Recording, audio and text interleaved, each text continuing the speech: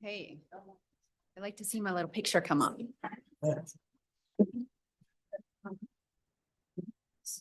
Usually we see the whole, we see something different than that, but I'm just going to start. Okay. Thank you all so much for joining us this evening. This is the regularly scheduled City Council meeting. It is March 21st of 2024. And with that, I will go ahead and have the city clerk call roll. Mayor Wusso. Present. Mayor Pro Tem Dame. Here. Councilor Godis. Councilor Zelinski. Councilor Weimer. Here. Councilor Kaup. Councilor Schachter. Here. We have a quorum. Okay, great. I'll bring it back to council for any agenda changes or conflicts. Do we have any this evening?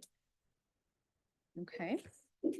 Moving on to council announcements. There's the picture. That's how it's supposed to look. Council announcements. Are there any updates this evening from council on upcoming events, things like along those lines? Okay, we'll close that. I am gonna open up public comment now. This is for citizens appearing before council. These are for items that are not on this evening's agenda, but rather for items you'll have 3 minutes. We'll ask you to come up to the podium. If you can use your 3 minutes by starting with saying your name and if you live in city limits. I do have a list in front of me. It looks like Chris Maddox. You want to come on up? Okay, are you Lori? Yes. Okay, come on up, Lori. Do you want to sit together? Yeah, just do each one of you 3 and 3. Yeah, that's perfect. All right. Lori and Chris Maddox. We actually live in Grand Junction, so not in city limits. Okay. We have been working with Jim Hardcastle, the planning department. We have a barber shop in Grand Junction, and we have a mobile barber shop that we have been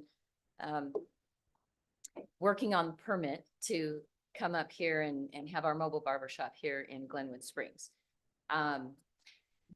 There's not a category for us. So Jim tried to fit us in to a temporary use permit that is a 14-day permit and can only be renewed 4 times. The other permits that were temporary use permits were for food and produce, which was $200 for 120 days. And then there was another one that was for $50 for 14 days that could be renewed 4 times as well. So what we want to do is to be up here in Glenwood Springs with the mobile barber shop. Right now, the plan is 3 to 4 days a week. We're in Rifle 2 days a week, but long-term, we'd like to get a storefront here in Glenwood Springs. But in the meantime, while we're building to be able to do that, we would like to use our mobile shop. But the 14-day renew 4 times permit doesn't really fit us. Sure. So we are requesting that you guys come up with something that could work for us a little better along the lines of a more permanent type of thing, no matter what location we're at with our mobile, but that we're licensed with the city for a longer period of time. So I don't know what that would look like. We may be the first one that you guys have dealt with as far as a mobile services, not product. But we probably aren't the last. Okay. There's mobile dog grooming. There's, and there could be more. So Sure. just something maybe for you guys to consider. Thank you. And yeah, long term. So that's kind of the business side of it. Now I'm going to let him talk about why you guys should have us here in your city. Okay, great. So tell us your name and obviously you live in Grand Junction. Yeah. I'm Chris Maddox. Just quick history of me.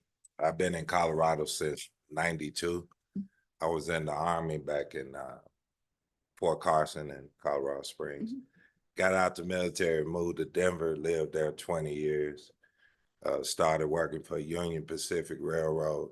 They brought me to Grand Junction in 2011 as a conductor, and they continued to furlough me over and over again. So one day I was laid off. Commercial came on by barber school.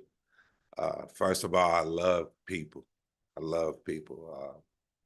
So being in a platform where I can deal with people, barbering was the thing for me. It was like purpose. It wasn't just a job.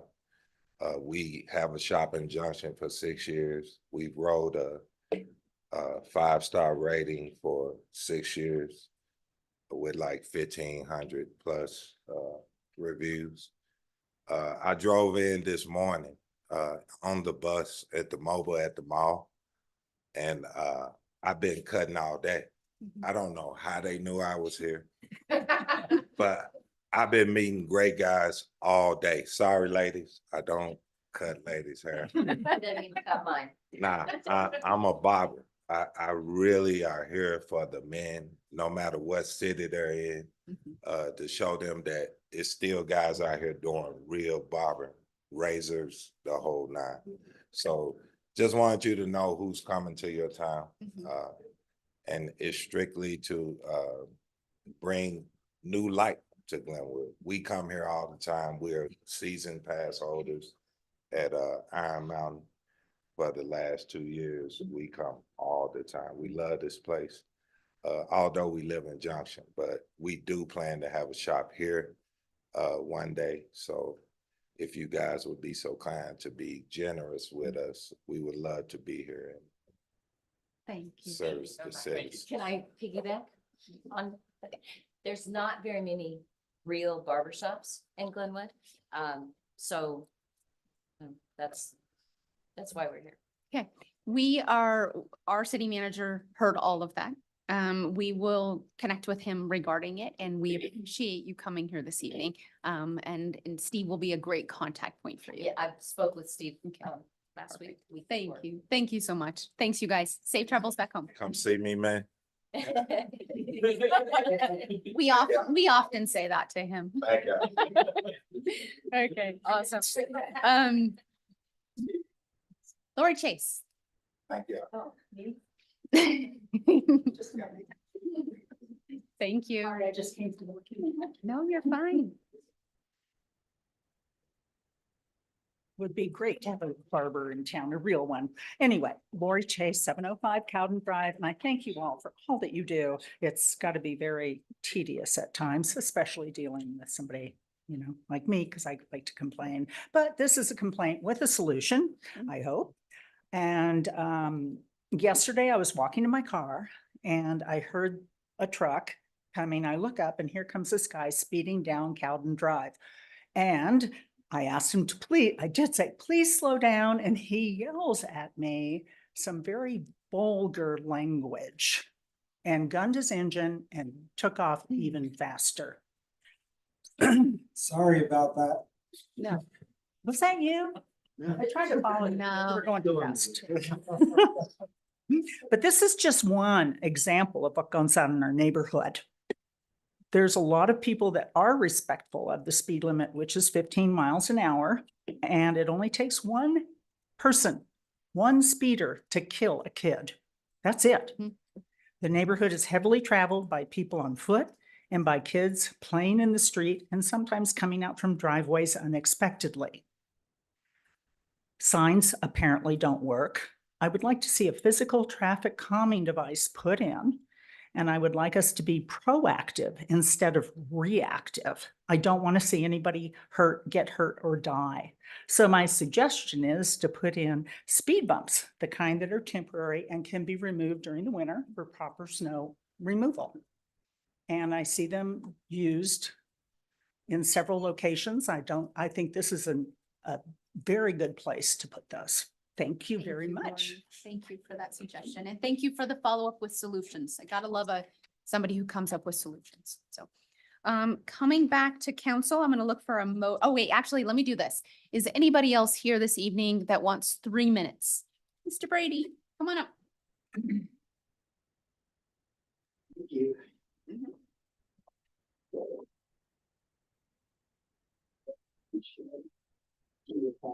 Yes, sir. And then this is all private information, please. Okay. Okay. I don't think, can we? Yeah, you know, I really actually, if you wouldn't mind, Kevin, just take it all back from them because when they get it, Okay. then it's, The minute I have not looked at it. Yeah. as a elected board. Yeah. Confidential. Yep, Okay. Yeah, okay. got it. so, thank you. So, Yeah. Hi, my name is Kevin Brady. My wife, she's not gonna be able to make it, but her name is Sharon, and we own Cooper Wine and Spirits, and we live here in town. And the sheet I was gonna share with you, I think I sent you all an email, and I sent it very late. I don't expect that you maybe even had the time to even know it's there yet. But it's in regards to some legislature that's going in front of the state. And the name of the legislature is called HB 1373. And basically, it's legislature that was created by the Colorado Liquor Board, Colorado Liquor Stores United.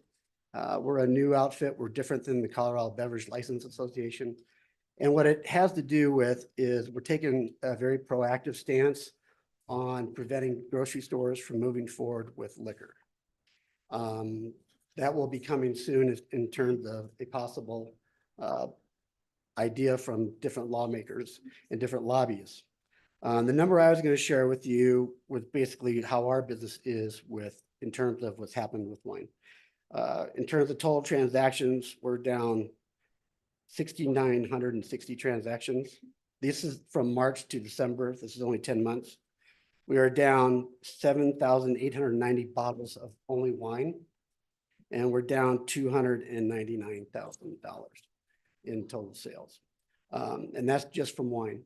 Just a little bit of background about myself and why I think I am someone that can speak on this subject is I have 38 years of experience in the liquor industry. I started in Omaha, Nebraska, where grocery stores sell liquor. And then I moved to Atlanta, Georgia, where I became a manager for a fine wine division and a manager of a wholesale company in Atlanta, Georgia. And in Atlanta, Georgia, they have liquor, the grocery stores only sell wine. In Omaha, Nebraska, the only liquor stores available were only 2 left after the law passed. And then the liquor stores in what we consider the ethnic market, because there are no chains, of course, in ethnic markets.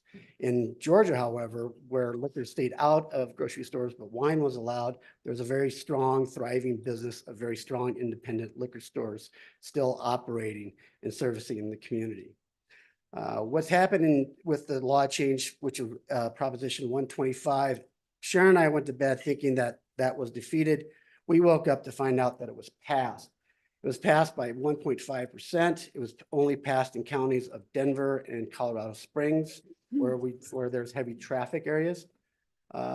However, that proposition took effect in the entire state. This county itself was about 12 to 10% swing against it.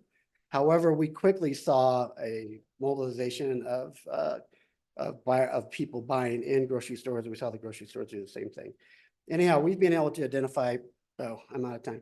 So basically the legislature is coming forward on the 28th. If you don't mind, it would be great if you could please speak to the state legislatures.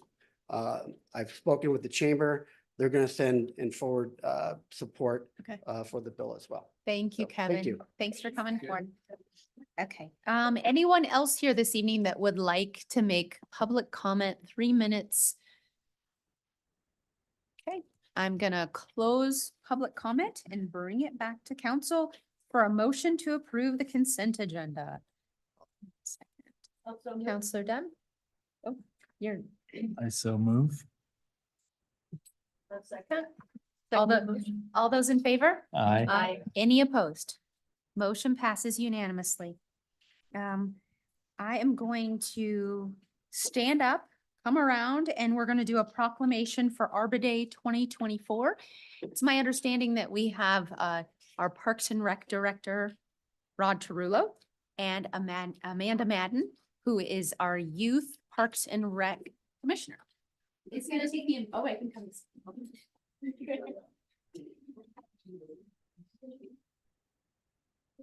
Thank you. Okay. Also of note that last year, this was my very first proclamation as mayor, and I think I was a little shaky.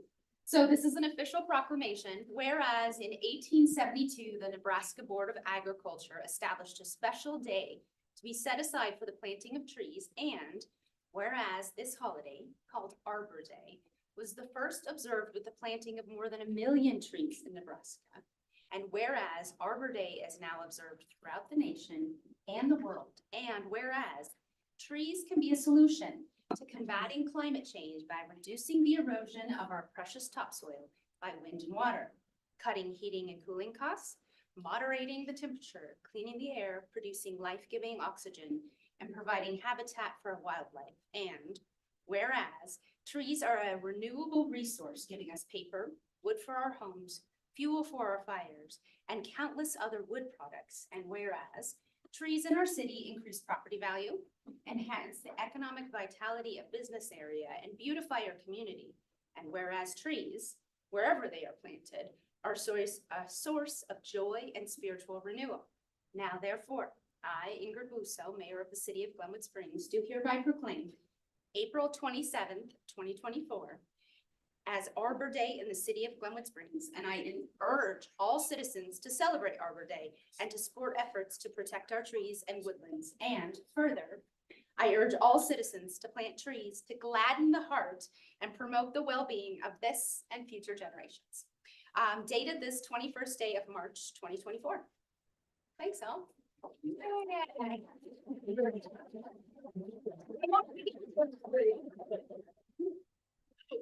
Thanks, Rod. I appreciate it. Thank you. Here, you can keep that. You guys can. Thank you.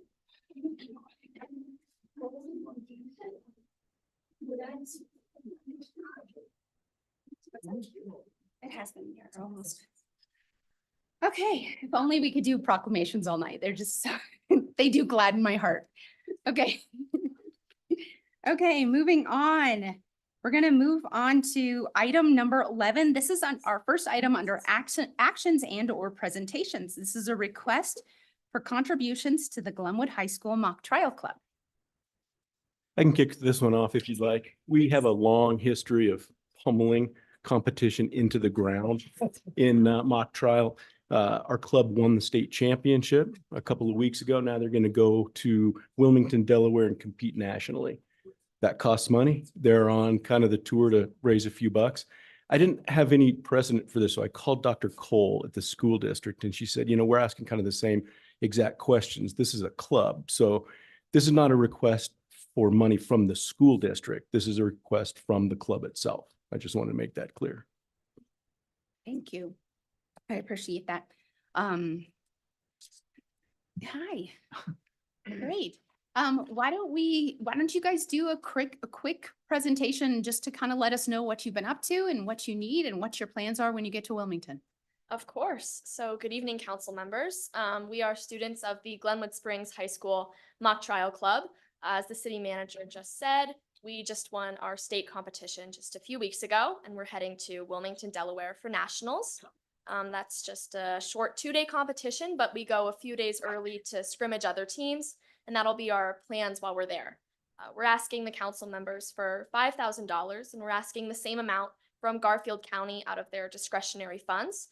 I can have my fellow team members introduce ourselves, but I can make a short introduction first. I'm Claire Quintens. I'm a junior at Glenwood Springs High School. Been in mock trial since I was a freshman, starting on our second team. I made team 1 last year and have been on team 1 my sophomore year and my junior year. A highlight in the program for me was probably winning the state competition. It's super exciting and a goal that we've been working towards for probably 2 years now with this same team. So we're incredibly excited, but I will let them make introductions. Thank you. Hi, my name's Rose. I have been on mock trial, same as Claire. I've been on since I was a freshman, -1 competition. Mock trial has made a huge impact on my life. And the truth is, if I hadn't done it, I probably wouldn't be able to be here speaking in front of you. That's how scared of public speaking I was. My favorite part of mock trial is these two right here. We are pretty much all in the same grade except one of us. And so we've just had really close ties and become a really close group. Can you do your roles too? Oh. At the state competition, I doubled. So on the plaintiff side, I was an attorney, and on the defense side, I was the expert witness. I was a character witness on the plaintiff. I was the best friend of the plaintiff. Hi, my name is Claire Gillen, and I've been doing mock trial since I moved here in sophomore year. Oh, that's when I joined the class, and I went to the first preseason competition in Chicago, And then I was also put on team 1 last year. For the Chicago competition this year, I was a plaintiff attorney and a witness. And for this year's state season, I was a witness on both sides of the case.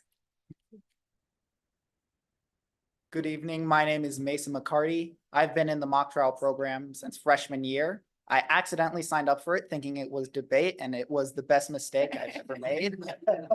I've been on team 1 since I was a freshman, sort of was an accident, but I'm happy to have that opportunity. For our Empire competition in Chicago, I was the pretrial attorney for the plaintiff. That means I basically did a lot of court litigation, which is really painful and a lot of reading, but I rather enjoy it. For the state competition, I was an attorney on both sides of the case, so the plaintiff and the defense. I crossed both expert witnesses. I directed 2 character witnesses. Okay, thank you. Good evening. My name is Hayden Clausen. I am the only senior in the Glenwood Springs High School mock trial, the aforementioned one of us. I've been doing mock trials since I was a freshman as well when it started at COVID. And so for the Chicago season, I was a plaintiff opener, I believe. Honestly, that seems like a while ago now just because of the way that the state competition has gone. But for this competition, I was the defense opener. I directed the defendant and crossed the plaintiff. And, you know, just being here in front of you guys is really special for me because, as I mentioned, I started during COVID. And so this opportunity and the ability to go to nationals now just seemed light years away when I was a freshman. So thank you guys very much. Thank you. Hello, nice to meet you all. My name is Amanda Madden. And aside from getting to hug the mayor in front of all my friends, mock trial is one of my favorite things that I get to do. It really does help with public speaking, as has been mentioned, and it does help us understand what goes on the other side of the law and understanding what happens in court. And I think that it's just a really great experience for everyone involved. So, at the state competition, I gave a speech, I gave the closing argument, and I did a direct and cross. I don't remember which witnesses I did. Thank you guys. Nice. So that's the brief end of our presentation, but we really thank you for allowing us to come before you and speak a little bit about what it is we do. We had a great undefeated season, and so we're really excited to go to nationals. Thank you. Thank you. Okay, bringing it back to council, I have Ms. Erin Zielinski. Councilor Zielinski. Hi, first of all, congratulations. Really proud of you guys. I know that's a huge accomplishment and I hope you're really proud of yourselves. Quick question, just how much is the total cost for you to attend that? I can speak on that. Thank you. My name is Zach Parsons. I'm one of the co-coaches of the program with Isabel Carlson, who's also in the back. I'm the attorney coach, and then we also have to have a teacher sponsor as well, and so she takes up that role. It's going to cost approximately $15,000 to attend, a little bit less than that, but that's where it comes in. That includes our flights, our cost to be able to register for the competition, to be able to have a hotel room in Delaware, and then for all the students, and then food costs as well. Every year we travel to the Empire competition as well, which is in Chicago. That usually ends up being around the same cost. And so we were kind of counting on some of those numbers to help budget where we were at least for food, but we're already booked for flights and hotel and all of that. So it looks like we're going to be right under 15,000. Awesome. And so then a quick follow-up to that is, do you have any funding sources, or is this kind of like if this, like, what is your kind of maximum? Yeah, absolutely. So traditionally every year the school district gives less than $10 per student, and the school less than $10 per student for the mock trial program. What we do is we every fall or sometimes in the spring, and this year it happened to be in the spring, we send out a letter campaign. So I'm sure many of you have got it over the years, but Charlie Willman, Vic Zerby, Wes Burke, they were some of the original people who started the program. They started that letter writing campaign, and we do that. And that makes for our regular season funding. So it pays for the state competition, it pays for a lot of the Empire competition, and pays for regionals when we have to travel outside of Glenwood for the regional competition, as well as now the Boulder Battle. We go to a competition at CU Boulder. So that's taken care of by our regular fundraising. So we do that letter writing campaign, a number of businesses contribute. And then nationals is something where we haven't had to do it since 2015. So it's kind of a good problem. I called up Charlie and was former Counselor Willman and asked him, oh no, what do we do? And he recommended three things. Go to the city, go to the county, go to the school district. Historically, the city has donated, the county has donated, and the school district has donated. And between the three sources, we've been able to be able to raise those funds. We've also sought funds from other organizations such as the Rotary Club, the Ninth Judicial District Bar Association, the Colorado Bar Association, among others. And we have pledges for donations from all of those organizations. Awesome. Thank you. Thank you. Any other, oh, look at all those lights. Counselor Sachter. Sure. How, how much money do you and the trial participants have on hand right now? The program has about $3,000 on hand. So it's the end of the season. And so we're beginning our fundraising efforts for the fall. Usually if nationals happens, like I said, it hasn't happened in a long time. So we were expecting that we would have to go and make some big asks if that came in. And do you put any expectation or responsibility on the families of the kids to go out and do some form of GoFundMe for this particular event, not for the whole season? We do for other events, we don't for nationals. And the reason why is because to give you an idea of what's about to happen, they're about to get a case problem next week, on Friday of next week. In approximately 2 days, they have to have directs, crosses, openings and closings written. They have to have those memorized within about a week after that. Basically, they're practicing every single day during that time frame. So they're getting out of school, going to sports, coming from sports, going to the courthouse right across the street, hanging out with me and Isabel, unfortunately for them, till about 9 o'clock at night, and then they're getting up and doing it again. And so it's a big ask to have them go fundraise during the national competition, national season. During Empire, we do have family contribution expectations. All of the students who went to Empire are expected to have a family contribution of about $1,100. It was $1,150 this year. It's extremely important to both Isabel and myself that funding is not an impediment to student participation. And so to the extent families are not able to afford the cost, we have a couple friends of ours and a couple families that have been alongside the program for a number of years that we reach out to, which will help make up that deficit for families in need. And historically, actually, I can't think of the last season where we haven't had at least one family in need. So it's really important to us that this opportunity is not lost for all of our students. So that's, sorry, a long-winded answer. And if I understood you, at this point for nationals, there's no per capita family expectation at this point? Correct. And we'll make sure of that, whether it's city council or making up the deficit through law firms and others. It's just not really feasible to make that happen. And the school district has not been asked or has refused to contribute in this case? We have asked them and we've been told that they're still deliberating and trying to figure out. They have a new a composition, a new makeup of their leadership team. And so they're trying to figure out what direction they're going to go with that ask. They said they wanted to make sure that they have equitable treatment of all of the organizations. And so that was the update we have from Superintendent Cole. That's all my questions, Okay. not comments. Okay. you. Counselor Coe. Oh, are we more in questions? We're in questions. Yeah. Oh, okay. So if you have any questions, No. and then I'll look for a motion and then we'll go ahead and do comments. Mhm.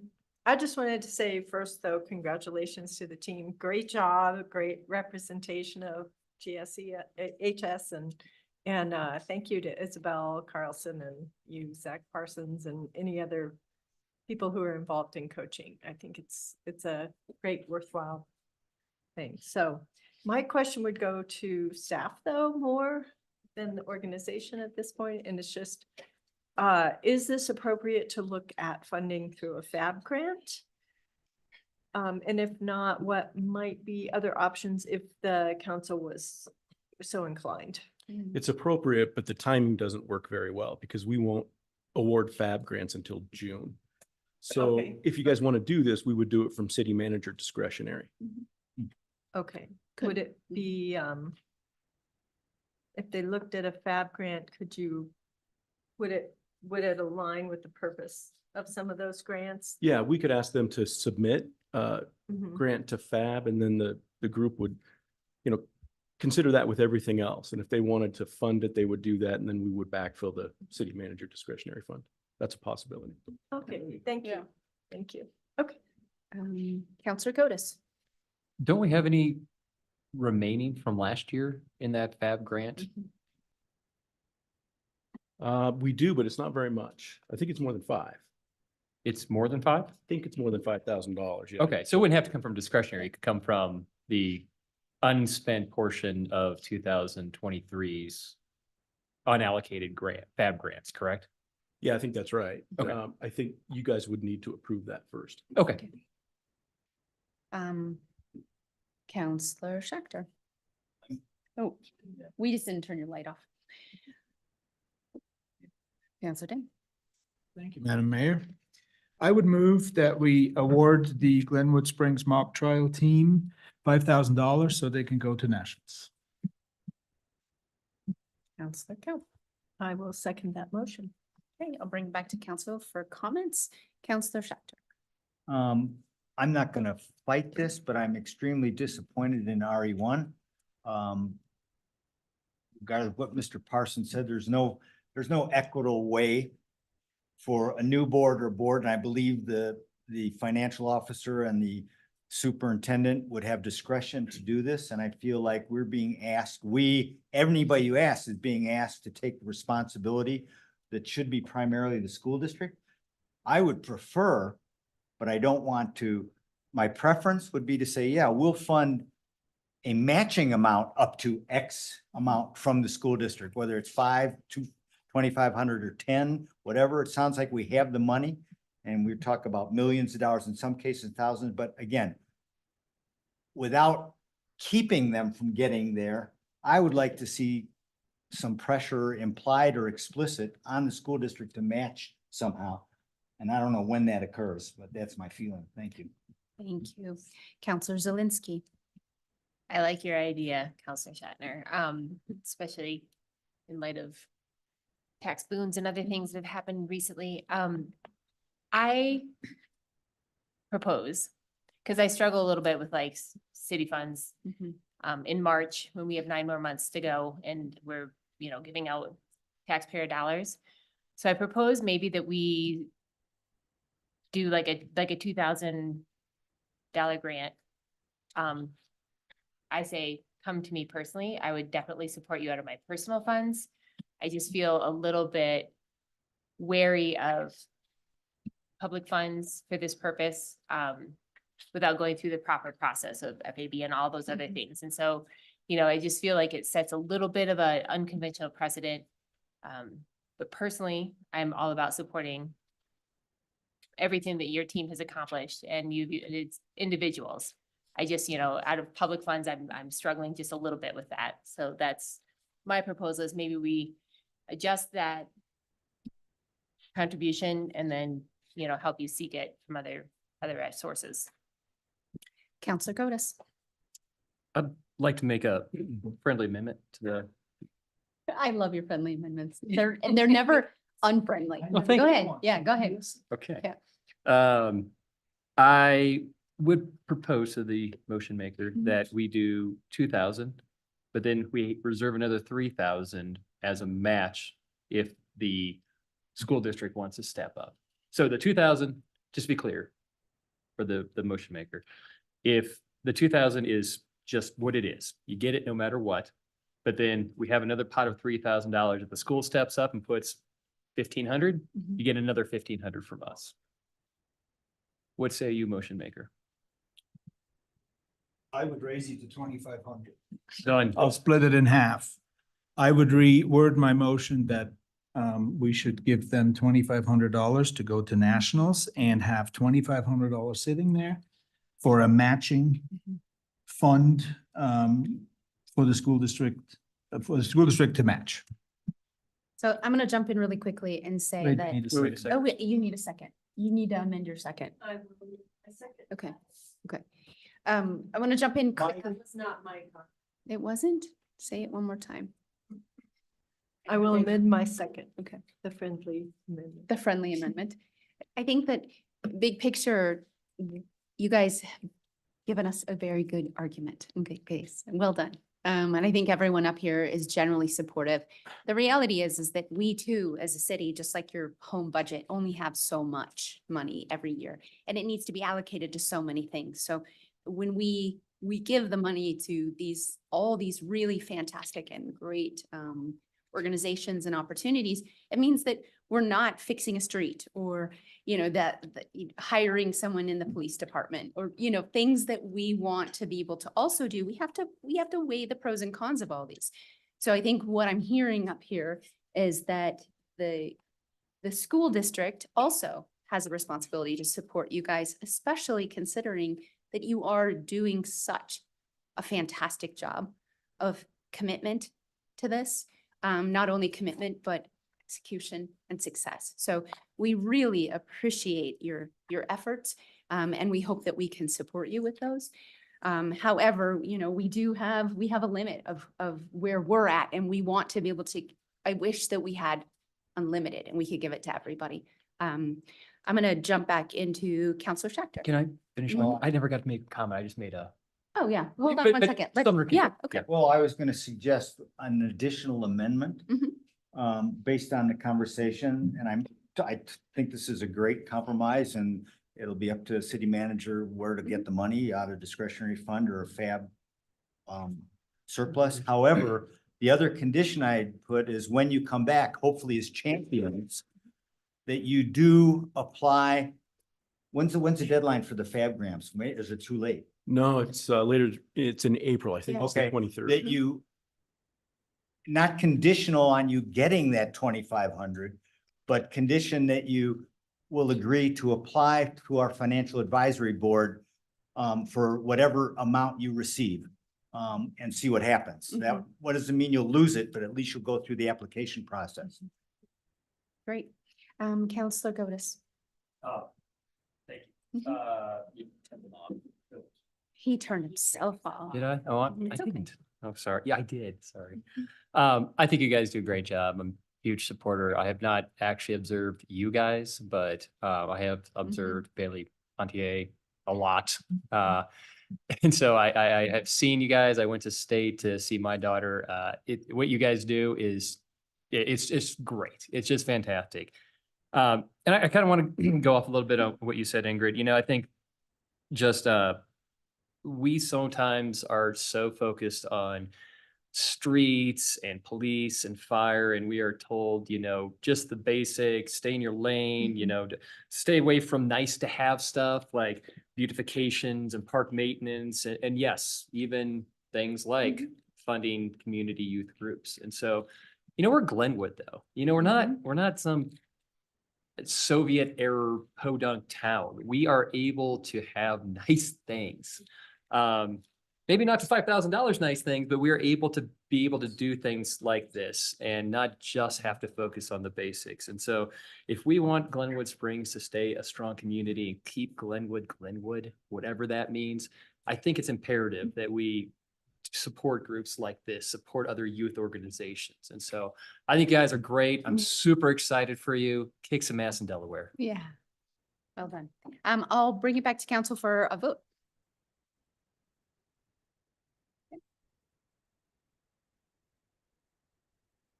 Looks like it was unanimous. Yeah, thank you all, and we wish you all the best. Guys, thank you very much. Really appreciate it. Thank you. Good luck. Woohoo. Yeah. Okay. Did you know this was, yeah. Okay. Okay. Moving on to the Housing Commission appointment. Housing Commission appointment. Reappointment. Yeah. I'm gonna open that up. Hold on.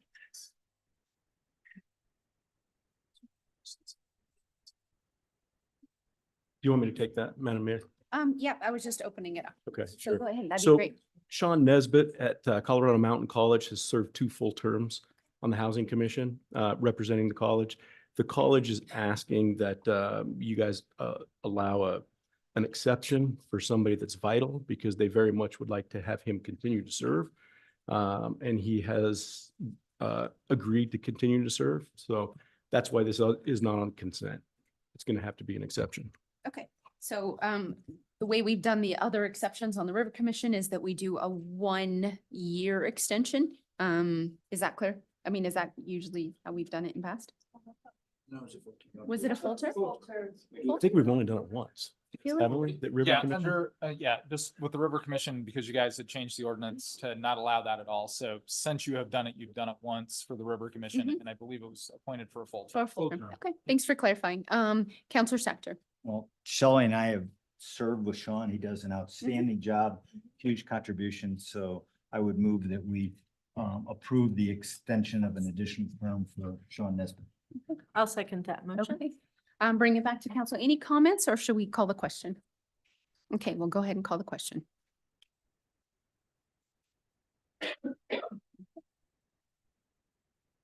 It's unanimous. It passes. Thank you, Ryan. Thank you, Sean, and thank you, CMC, for your trust in Sean. Moving on to item 13. This is ordinance 2024-04, which amends section 100.010.040, declare graffiti a nuisance. Thank you, Madam Mayor.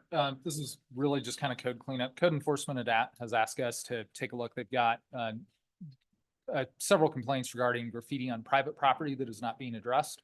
The current nuisance code doesn't expressly list graffiti as one of the nuisances, if you will. Still need to give notice to the property owner and all the other processes we would go through with the nuisance. This is just to give them an additional tool to try to keep Glenwood looking great. Okay.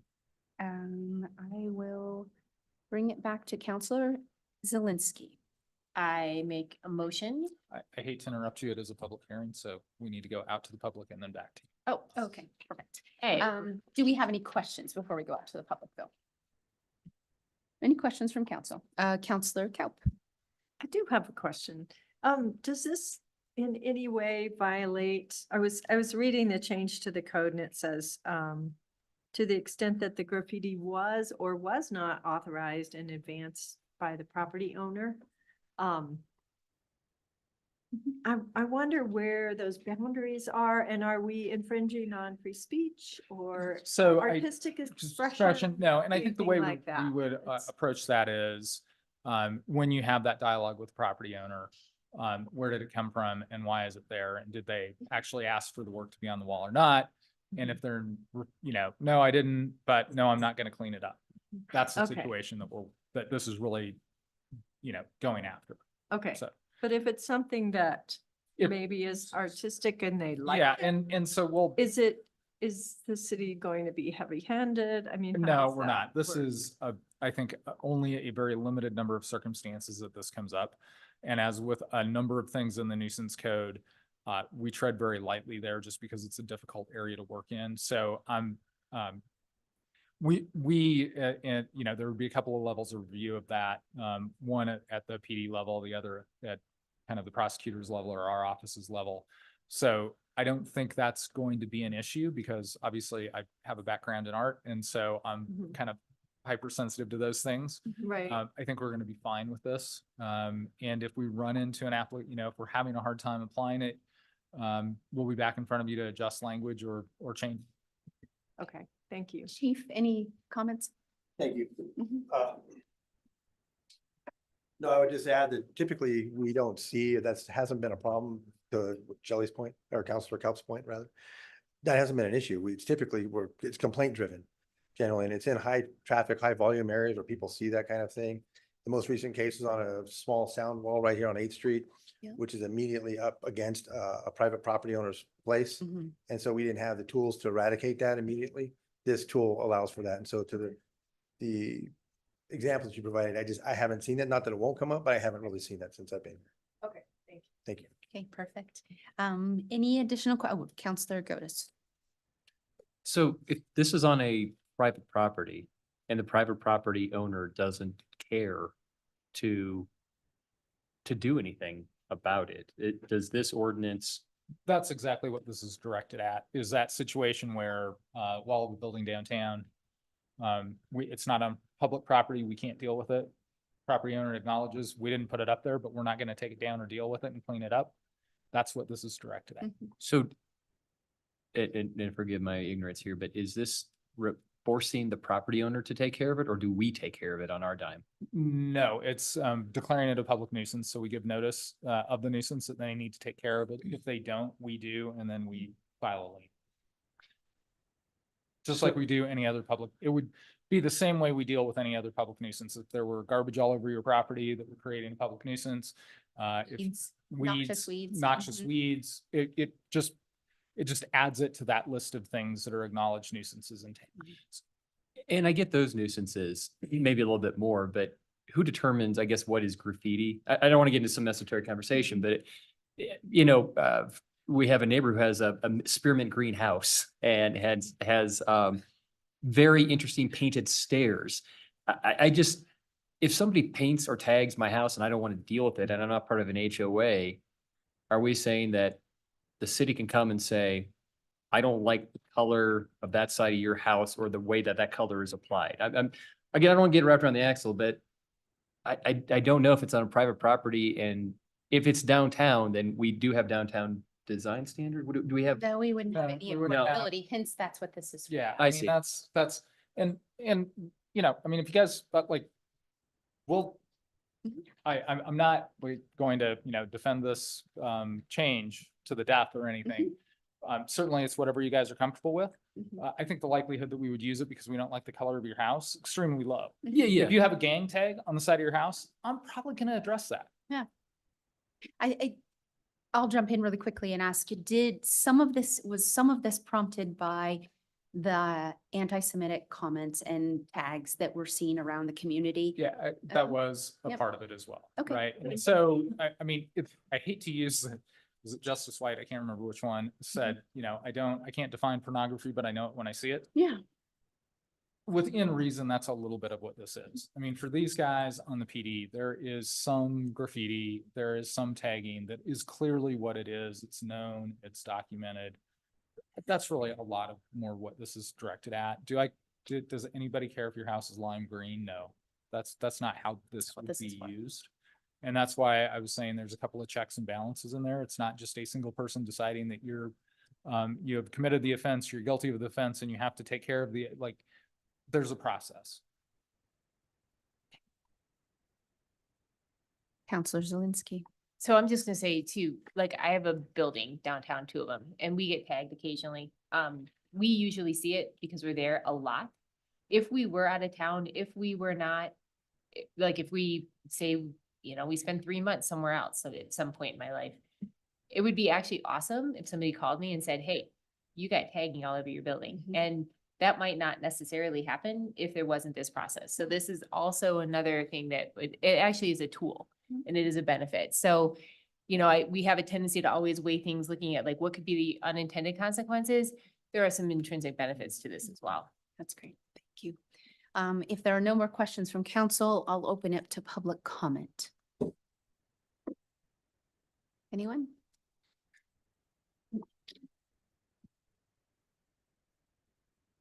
Lori Chase in the house at the podium. Okay, I'm on the fence on this one. We have the art council down on 6th, and I offered the back wall to some graffiti artists, and they are artists. And yes, some of it looks like what you would call tagging, but it's done in an artful way, in my opinion, because art is subjective. And what you might like, I might not like. So where does it stop? I know you have checks and balances, but I don't know. Nobody's tagged our building, by the way. Everything around it, but not us. It's kind of interesting. But I'd like you to think about that. I didn't know you had an art background. Yeah, I do. And actually, it's an answer to the question. So the first line, the unauthorized, and then everything else. So yours is you authorized it. Yeah. Yes, property owner saying, yes, I asked for that to be done. That's different than the situation that Aaron was describing, Counselor Zelinski was describing where your building gets tagged, you didn't commission it, and then you're refusing to take care of it. So for instance, I did already tell some people that are really talented that they could use that back wall. And it's authorized. So, okay, so you would just contact me and say, hey, did you authorize it? Okay, all right, that's a little bit better. Thank you, Lori. Thank you. That's great. I'm gonna bring it back to council. It looks like Counselor Schachter. Just in response to Lori's comments. Whoops, you turned yourself off. Turn That's myself okay. off. In response to Lori's comments and relying on the chief, I'll take in my case, Lori, if I authorize somebody to write on my house, I wouldn't know a gang symbol generally from a flower. So in that case, even with my permission, if somebody pointed out to me, or if the police pointed out, hey, by the way, this is a gang symbol, then to me, that falls out of the category of art and it justifies removal. Art itself, no. So there's an application I see. Again, I hope it won't ever happen, but just in response to your concern. Thank you. Counselor Kemp. So just to clarify though, Carl, in the paragraph D that's in our packet for the changes to the code, the last line there, it says, to the extent that the graffiti was not authorized in advance or by the owner or occupant, or despite advanced authorization, is otherwise deemed a public nuisance by the city council. So does that mean that if someone gave advance authorization for an art thing, and let's say the neighbor didn't like it? Well, is that I mean, putting us in a- I don't know all the permutations of this. We were Right. trying to give some flexibility to the gang signals that Counselor Schachter was talking about. Right. Like I said, I mean, if there's a level of discomfort, we'll just, we don't have to have this. I don't see it being applied very often. There's Okay. just specific instances that it comes up, and I haven't seen a ton of y'all having your houses painted with graffiti, right? So I don't see, I know we always need to be concerned about the possibility of abuse of discretion in any of these things when we're adopting a regulation or a rule. This is an area that is pretty narrow in terms of when we run into it and why we're asking for the tools.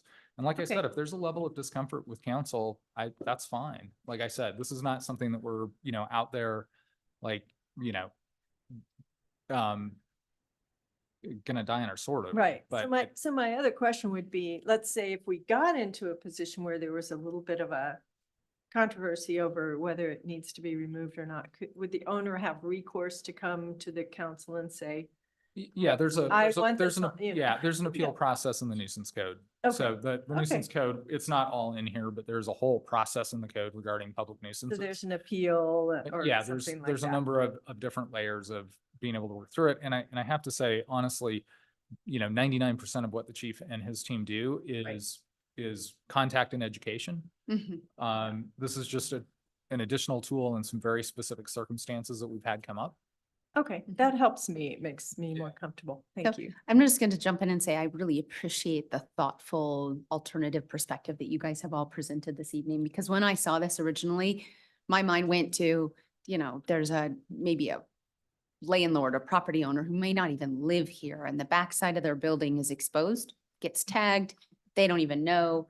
This is that conduit for conversation so that we don't end up with community members seeing things that could be hurtful or harmful, or, to that, I think, was it Malcolm Gladwell's concept of like one broken window kind of perpetuates the challenges that within a community, one broken window leads to others. So for me, I saw this as an opportunity for better communication, with an outcome that would be beneficial to the community. And that's removing the tag, removing the graffiti. It doesn't have, when I read this, I did not think the graffiti artist who's been given an opportunity to do a mural, or even a community member who wants to paint their steps going up to their house. This is for the blatantly obvious tag that's on the 8th Street Bridge on the right-hand side. This is for those that are occurring with more regularity all over our community. And this is a reactionary measure, but I appreciate that everyone is taking it into consideration and seeing both sides of the outcome. So, Counselor Zelinski. Whoops, I maybe turned you off. Sorry. Okay, go ahead. So at this point, I would like to, in ordinance 2024-04, that amends section 100.010.040 to declare graffiti a nuisance. I would move that we pass the ordinance. Counselor Dim. I would second that. Okay, I'll bring it back to council for comments, questions, and or for a vote. Let's go with vote.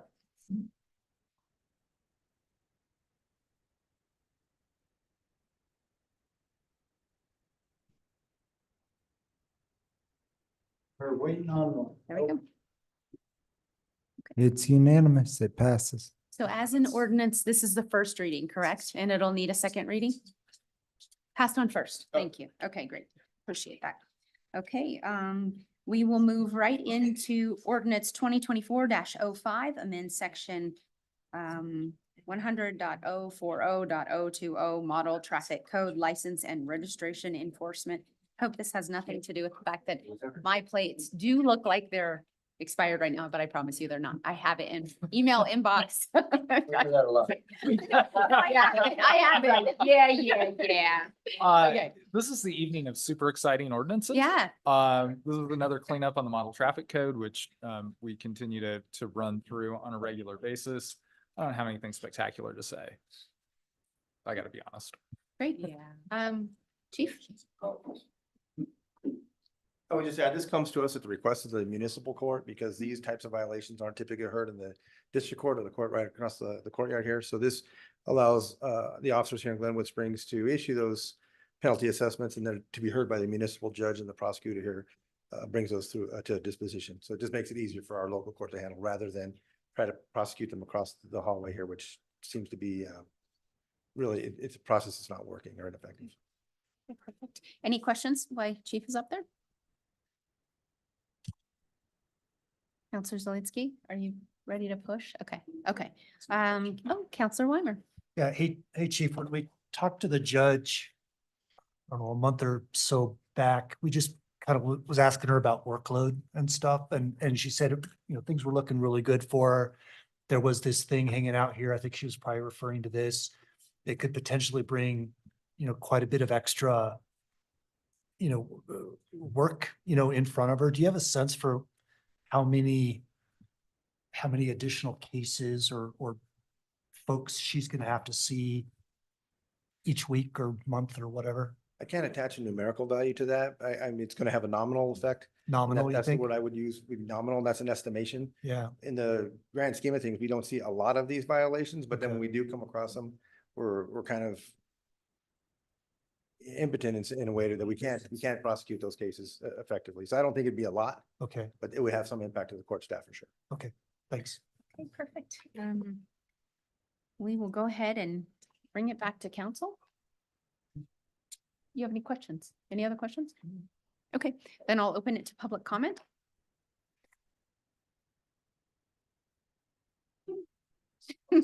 I'll go ahead and close the public comment and I'll bring it back to council for a motion and discussion.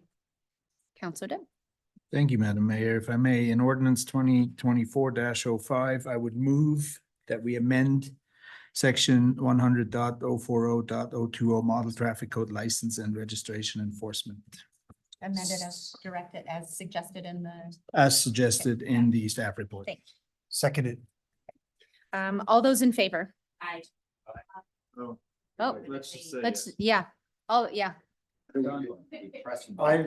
just. He pushed it for us, so. Press Yeah, the go- button. press the button. Yeah, press the button. It passes. It's unanimous. Thank you. Okay, and back to council for transportation demand management, also known as TDM update.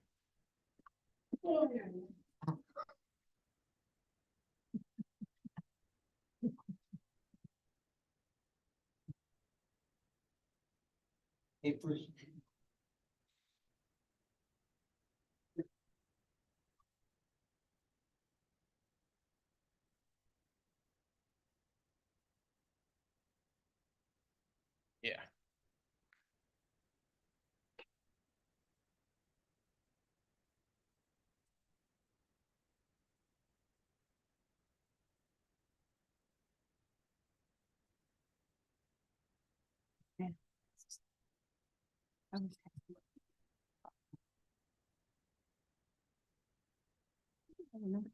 Thank you. I know what I can do it. All right, thank you, Madam Mayor.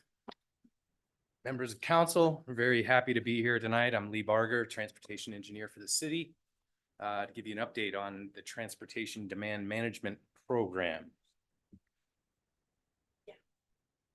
So tonight we have a couple topics, three of them. Going to bring you up to speed on the Glenwood Springs Transportation Management Association work plan. It's called Setting the Foundation. This was done by a consultant of ours.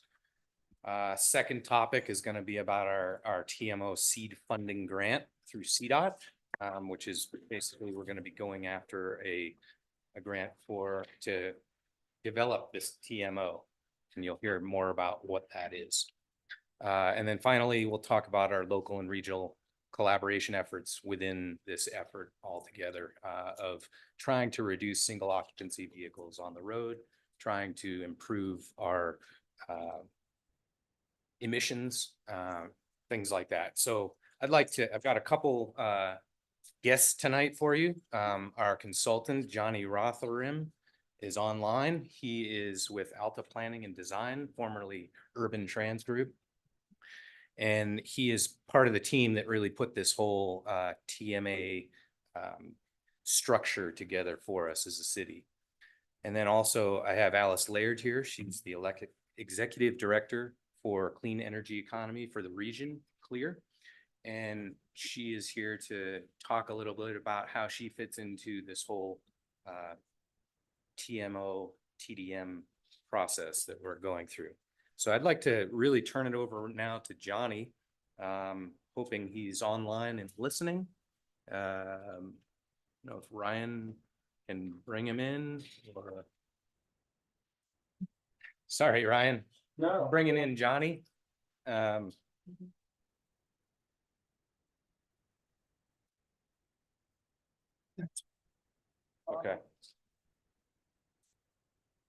But he'll be able to give you a really basic update on what they've done and really where we're going from here, starting with this grant.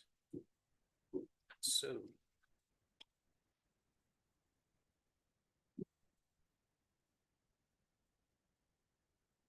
Here's Johnny. Hello, everybody. Good evening.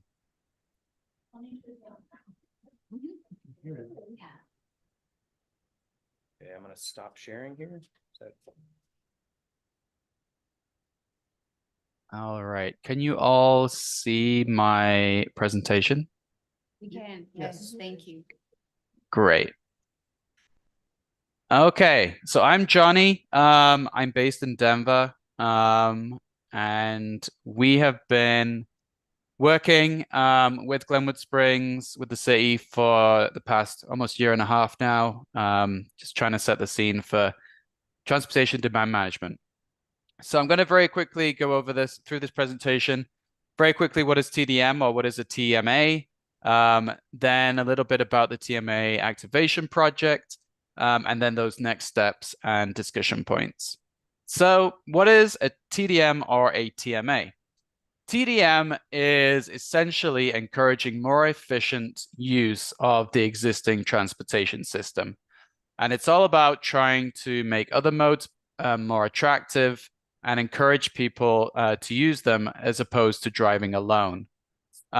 This all kind of leads to reducing greenhouse gas emissions and improving quality of life as well as the overall affordability of an area because you're providing more options that may be lower cost than operating and running a vehicle.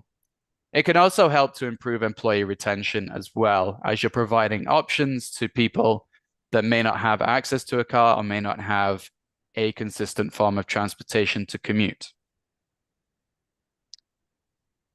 So transportation demand management can cover a whole host of different strategies. And this isn't an exhaustive list, but it's just kind of getting across the various themes for TDM and the various kind of strategies underneath those themes. It can really touch many different areas of mobility. But essentially it's kind of the softer recommendations and improvements in the transportation system. It's not building new things. It's trying to use the things we have in a better and more efficient way. So that's TDM very quickly. And then we're moving on to what is a Transportation Management Association or organization. The two are used interchangeably. So if you hear about a TMA or a TMO, they're the same thing. It's just either an association or an organization. And it really doesn't matter which one you pick. But they are an organization that delivers TDM programming, all of those strategies that I just kind of mentioned in the previous slide, in a geographically specific location. So oftentimes TMAs will run campaigns and programs and incentives to encourage non-single occupancy vehicle use. And you see that term SOV that is used very widely in the TDM sphere. Oftentimes, TMAs are funded through grants, government agencies, and partnerships with the private sector. Usually, there are some big firms and businesses that have become a partner of the TMA or TMO and can help fund them on an annual basis to keep the programs running. And the critical point of a TMA and TMO is that they really need partnerships to function. They need to bring people together to create that shared vision. So it's bringing in the counties, it's the energy providers, the cities, the private organizations, nonprofits, all trying to get together with a shared vision to make these programs as impactful as they can. Generally, TMAs and TMOs are set up as a nonprofit 501c3, and this helps to receive those grants from the state or federal grants. Usually have the precondition that you are a nonprofit. So TMAs, TMOs in Colorado, you can see here they are heavily based in the Front Range, whereas essentially the Denver metro area, the DOTS-COG region. That is where the vast majority of the TMAs and TMOs are. The other one is the I-70 coalition, as you can see there, which covers a kind of giant area. And in development, we have this one, the Glenwood Springs area, TMA, TMO, and the North Front Range is also looking to create a TMA. They received seed funding from CDOT, which is another piece that's going to be discussed today.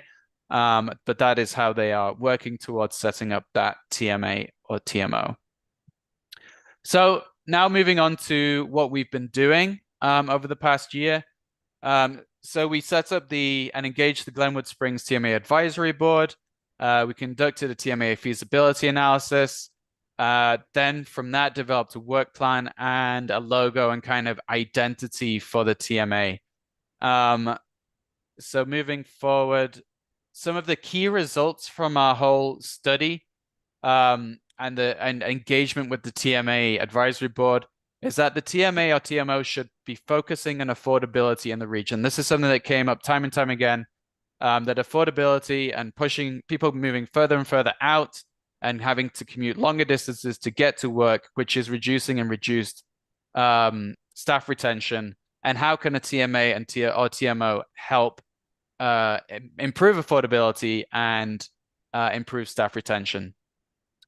It should act as a regional convener of TDM programs and lead a shared vision of mobility for the region. and be set up to apply for grants that's to support the TDM initiatives. And this is kind of a very quick snapshot of the work plan. There is a whole document that goes into much more detail on all of what I'm talking about today. But the work plan was split into short, medium, and long-term actions. Basically, how do you start a TMA? How do you get it running? What are the first things you need to do? And then on from there, you know, once you've established partnerships and you've got a core identity for the TMA, you can then start thinking about other TDM programs. We included some potential funding mechanisms for the TMA within the report, as well as cost ranges for each of the strategies.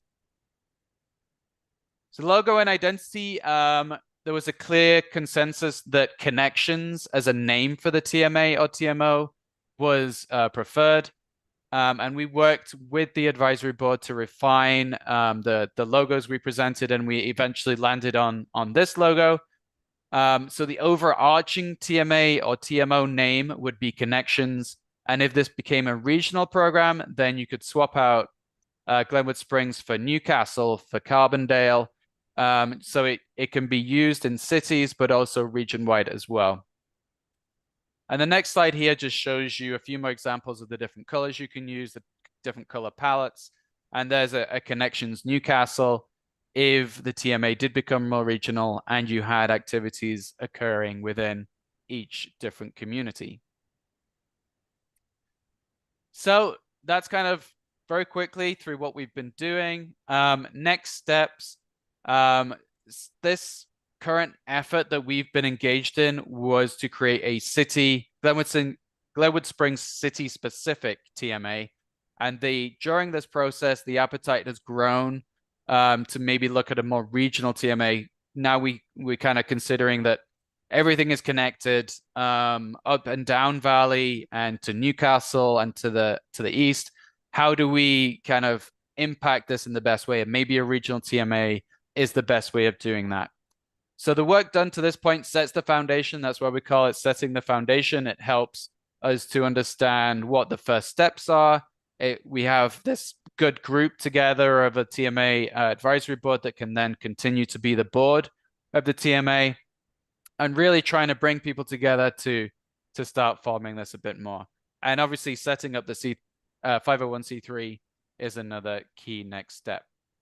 And so that's me. I'm Johnny. I'm based in Denver. And there's my email. And that is the end of my presentation. Thank you, Johnny. We appreciate that. Thanks, Johnny.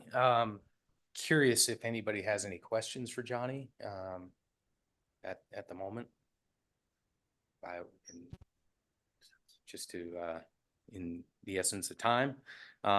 If not, let's move on to Alice Laird. Let me introduce her. She is comes to us from Clear, as I said. I'll really let her introduce. Thank you very much, Lee. Thanks. Thank you, Mayor and Council, for having this on your agenda. So again, I'm Alice Laird. I'm the Executive Director of Clear, Clean Energy Economy for the region. We're a regional 501c3. You may know us through Garfield Clean Energy. We manage the programs for GCE, and Glenwood Springs is an absolutely essential partner. GCE, we also manage rebates for the city of Glenwood Springs, both energy efficiency and water. But we work on clean energy topics, a whole variety of them. And we're really excited to be here talking about transportation demand management. We actually didn't know this report. We're just an interesting synchronization of things coming together. I want to give a little bit of background on why Clear is working on this topic. I don't know if Lee mentioned in your packet that, did you mention the CDOT grant and the letter of support? Yeah. Is that in your packet? That is what you're here. Okay. So Clear is pursuing the CDOT seed funding grant for creating a transportation management association. And a little bit of background on why Clear works on this topic.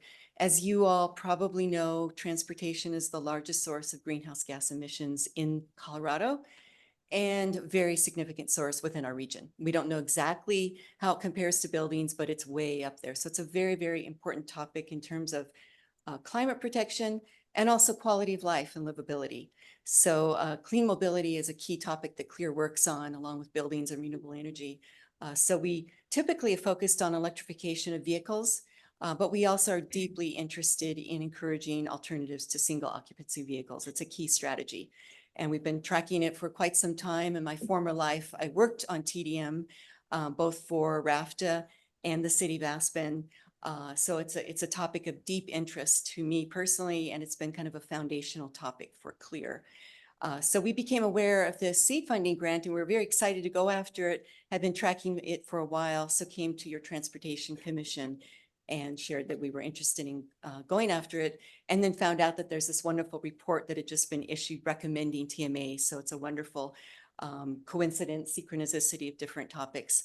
Another reason why CLEAR is pursuing a seed funding grant on this topic is because Garfield Clean Energy has clean mobility as one of your 5 goal areas.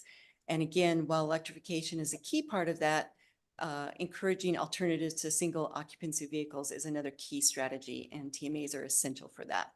So we are very interested in pursuing this grant.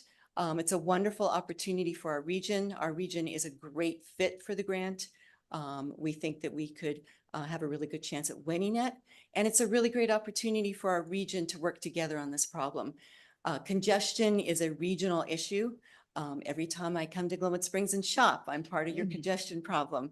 And so at least tackling it on a, say, a Glenwood Springs, Carbondale, Newcastle scale, we haven't gotten official approval from those partners to participate yet, but we think that it's a really wonderful opportunity to encourage that kind of regional collaboration. So we're very eager to work with your staff, your Transportation Commission. We're very excited to be working on this topic, and we would deeply appreciate a letter of support for the grant. The grant is due next Friday. Local match is not required, but it makes it so much more competitive. So we'd be deeply grateful for any local match the City of Glenwood Springs wants to include. We did get a letter of support from RAFTA and a commitment that if the grant is awarded to the region, they will also be part of the local match picture. Great. So I'll stop there. If you have any questions, happy to elaborate. Any questions for Alice? Or Lee, or Johnny? Counselor Cap. Hi, Alice. Thanks for being here. What level of support? I didn't see anything in the packet as far as, is there a suggested letter for? The grant is 100,000. And it's interesting, they say local match is not required, but then they say if 20%, if there's a 20% match, it'll be that much more competitive. Okay. So are there other sources for that funds at this time? So RAFTA has said in their letter they will provide local match. Okay. But there was not a specific amount because they needed it. Well, I'm speaking to the chair. Sorry, Shelley. Okay, that's all right. They would need a special approval process to determine that amount. Okay. Yeah. Okay. And then are you going to Garfield County? We don't have time to go to Garfield County. Okay. We're going to the town of Carbondale and asking for a letter and a small amount of local match there. Okay. Yeah. Okay. All right. Thanks. Great. Thank you. Counselor Zelinski. So I think that was pretty much my question, but I guess I just specifically, what, if anything, do you need from this council to proceed with seeking that grant?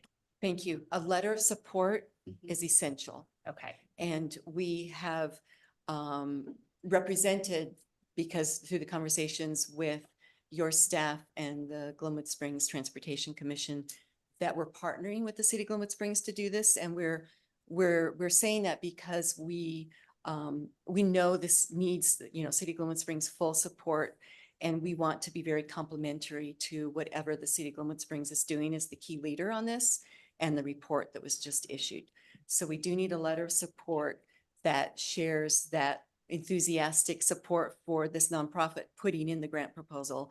And we would love local match. It will convey to CDOT that there's strong support for this effort, and it will also add to the budget. So this effort is, fully successful. Got it.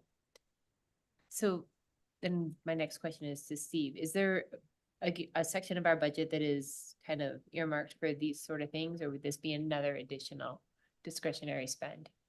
I'd put it on an amendment, but we would pay for it out of the bus tax fund. Okay. Bus tax, or you could also like traffic calming. We also Yeah. have like 20,000 a year for traffic calming. This probably qualifies as that as well, wouldn't it? It would, that's in our street tax fund. If Mhm. it's okay with council, I think we'd rather use the bus tax Okay, fund. great. Thank you. Agreed. Thank you. I appreciate that. Thanks for the direction. Back to council. Any questions? Any desire to make a motion to support this? Absolutely. If there's a desire to do public comment, we will. Let's do this. Let's finish up with council. So. Had a question? Yeah, Actually, okay. quick comment, if I may. Last Tuesday, the DDA actually voted to also support this with a letter. Okay, great. Thank you. for So we that. already have Thank that. you for that. Okay, thank you, Alice. I think what we're gonna do is we're gonna go ahead and take a little bit of public comment and then we'll bring it back to council. Thank you very much. Thank you, appreciate it. So if anybody is here who would like to take 3 minutes to comment on this, I would love to have you come up to the podium.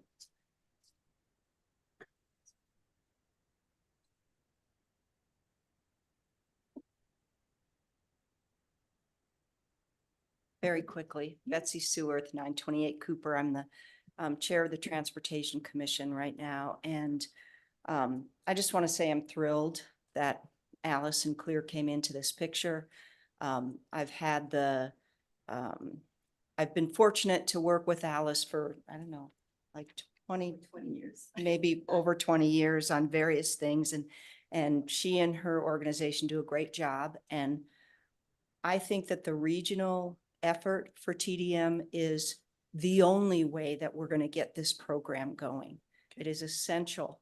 And not only that, but as the Transportation Commission discussed in our last meeting, we really feel that the city isn't in a position to lead it. It really needs to be led by like a third party, and Clear just seems the perfect fit for that. So we're happy they're here, and we totally support the regional effort that we're talking about. Thank you for that Thanks for the reinforcement. time.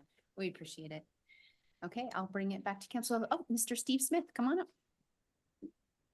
Thank you, Steve Smith. I do live in the city of Glenwood Springs. Just to compliment Betsy's presentation, to specifically say that the Transportation Commission did formally recommend that the council submit a letter of support for this process in a manner that is collaborating with Clear. You just got that in your packet, but wanted to get that little formal bit in. Thank you. Thank you, Steve. We appreciate it. Counselor Weimer. I need some help with this one. Okay. For you, my fellow counselors here.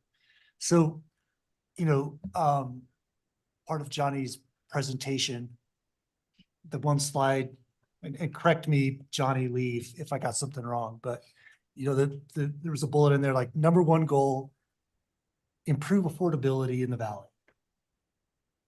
No kidding, right? And so help me to just understand, how does this effort, right?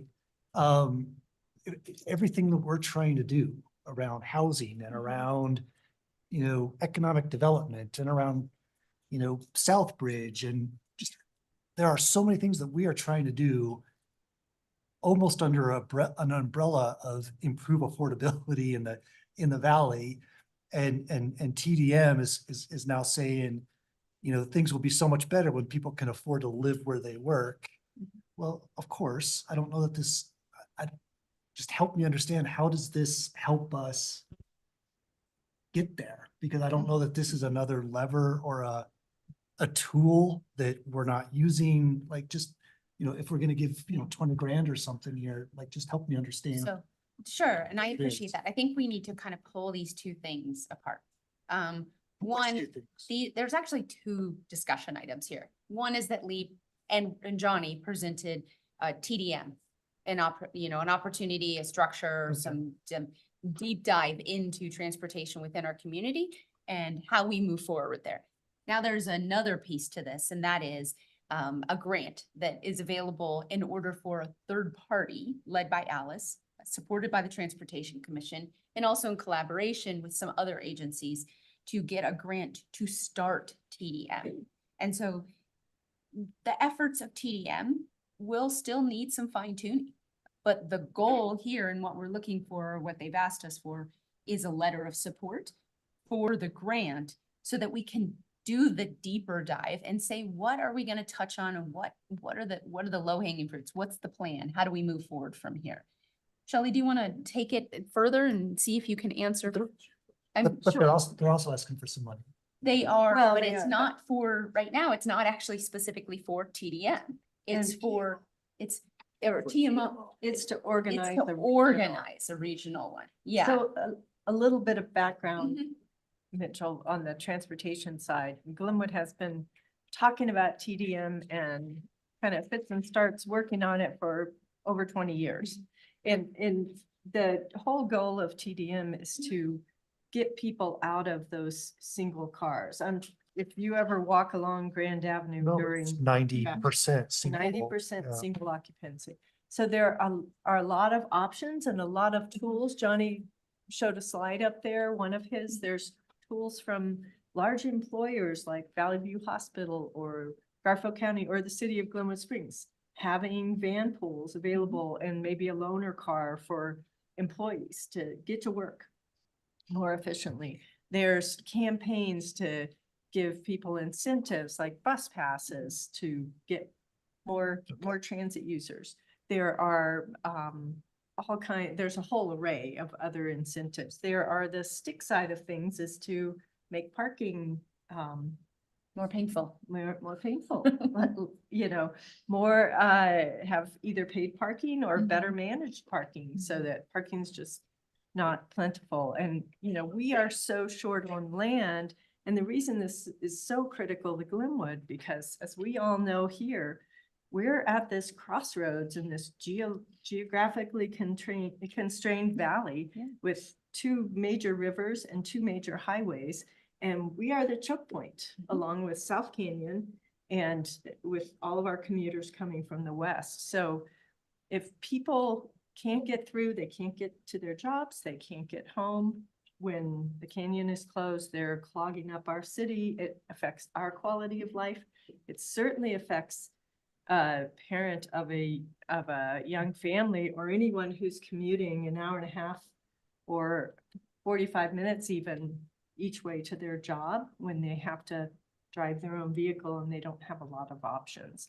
So this grant and our TDM program would allow us to champion that through the city, but also work regionally to get more partners involved, share the funding level, you know, provide solutions for Glenwood Springs traffic. Because when we had the Grand Avenue Bridge project, we reduced traffic by how much? Lee and Ryan, do you guys know? Was it?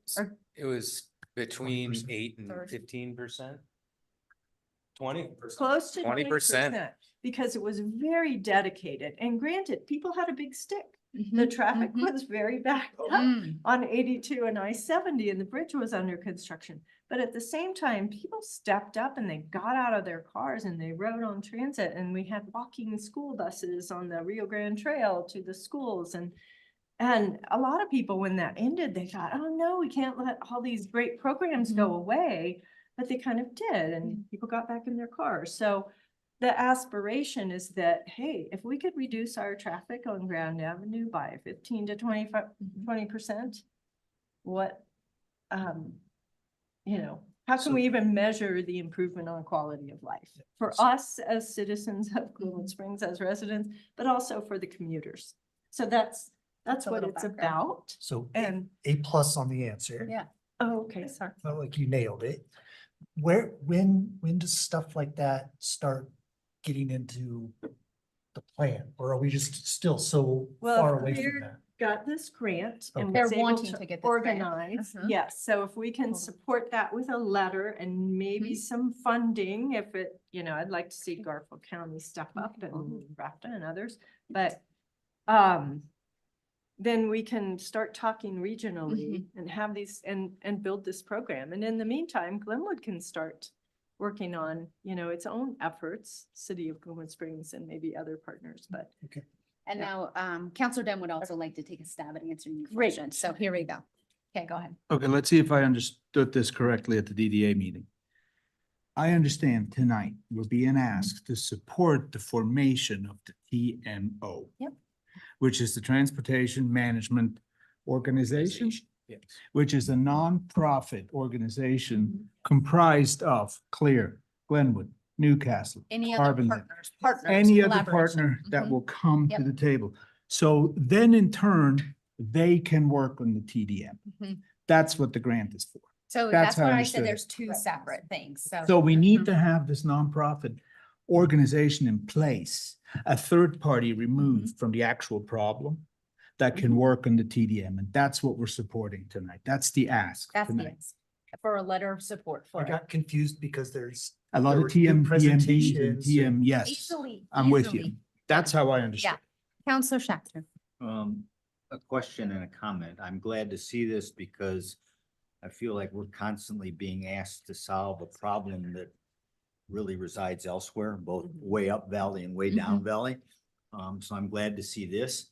My question on the ask, the 20% match, is that from a combination of the participants? Rafta, Glenwood, Newcastle, everybody else, not just falling on the ask for Glenwood? That's from wherever we can get it. Okay. So yes, we could get it from a number of sources. If it comes in even higher than 20, that's Mhm. even better for the application. Great. If it comes in higher, there's no rebate, you mean? They know we're in business, we're mean business when we're bringing that kind of money to the table. So where are we in estimate or guesstimate as far as what we should be looking at versus other participants? Like you said, Rafta doesn't know yet. Mhm. I don't know about down by, so where does this 20,000 come from in your opinion? In my opinion, I think Glenwood should be the leader in this and at least take on half of that. Mhm. I feel like we've reached out already with Carbondale and Newcastle and Rafta CDOT.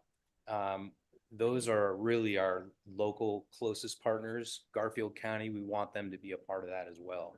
Starting there, and then, as this gets successful, the best part is we had everybody from Parachute to Snowmass Village on the line the other day, and everybody, like Johnny was saying, had that shared vision. They had that shared, we all know this is a problem. And that's really what we went into that call with, was let's make sure that everybody's on the same page, because we are very different as you span 85 miles up and down the valley. So I think with Rafta, basically creating their new home base here with all this new development they have in West Glenwood, all their offices, everything is coming here. They are going to be a partner for sure. But at the same time, yeah, the city needs to, I think, be that leader. We know that it's a problem. It's some of us contributing to it. Some of us may not contribute to it, but we all live here. We want to see it improve, the situation improve. Great. Thank you.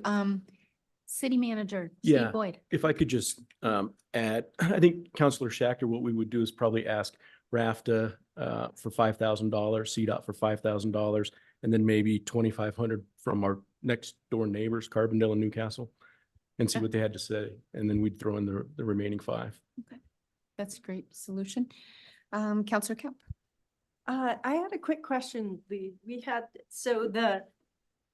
Did we get a CDOT grant, a planning type grant to do the urban trans study? Yes. We did. Yeah, And how much was that? Their study, it was about $64,000. Okay. For this All right. study. So they. And so they this has funded already that. started under the grant. Now we're at next step of Right. trying to form this TMO with a grant. And in fact, CDOT has seed funding for continuing once it's up and running. Great. So it's supporting grant money that we could go after once it's up and running. So we're really leveraging. Yes. Yep. Thank you. Counselor Zelinski.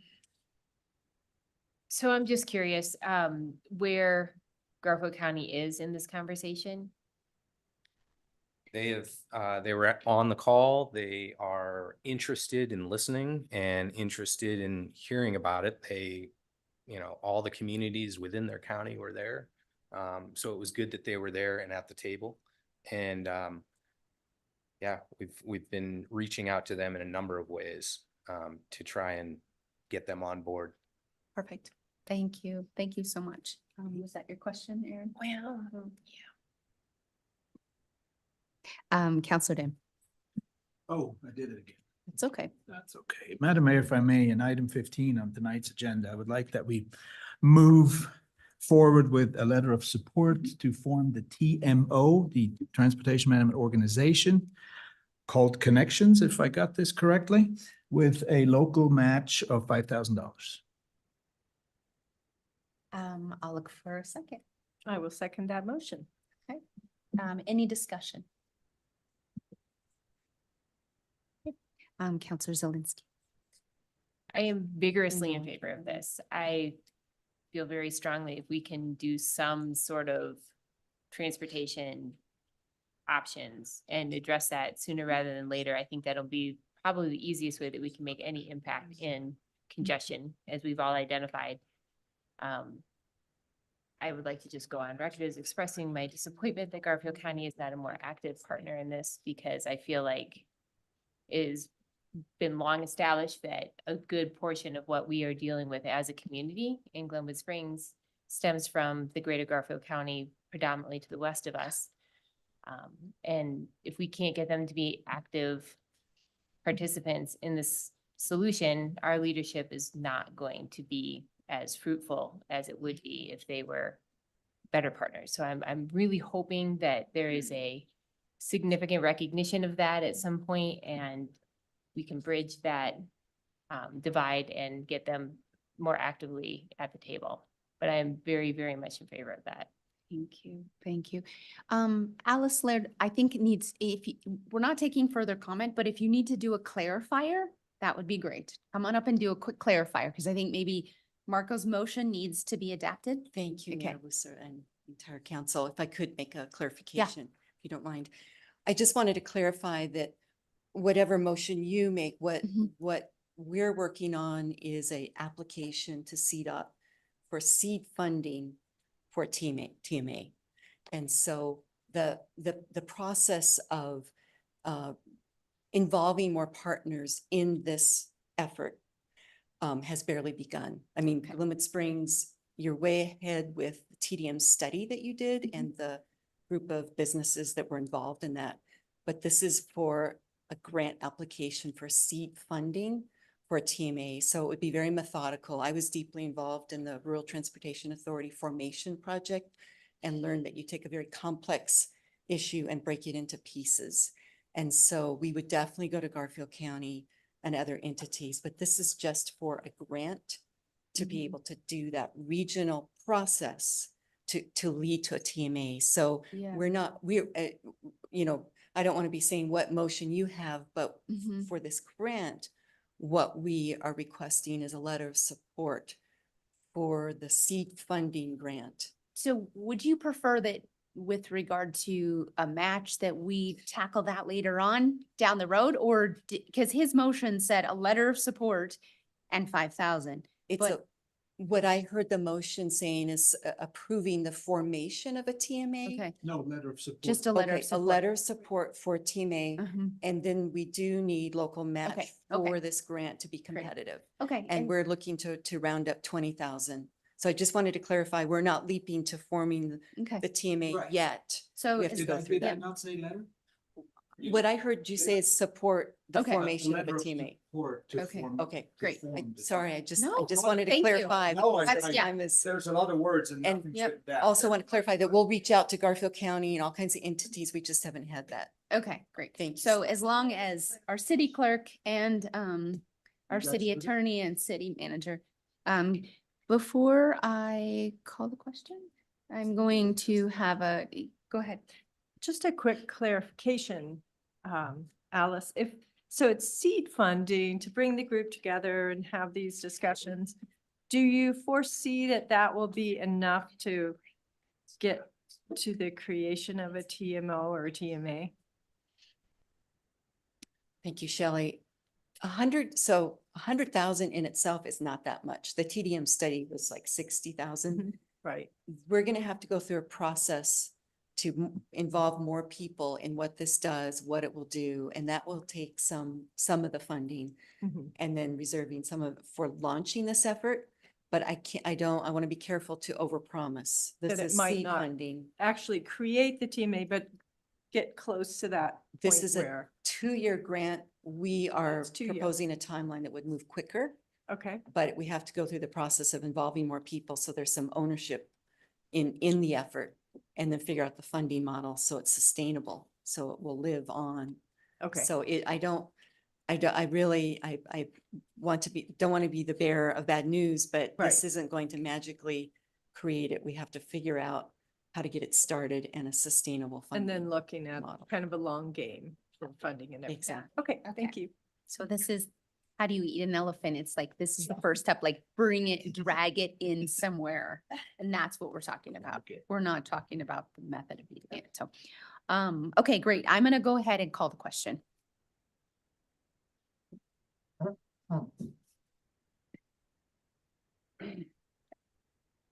It's unanimous. It passes.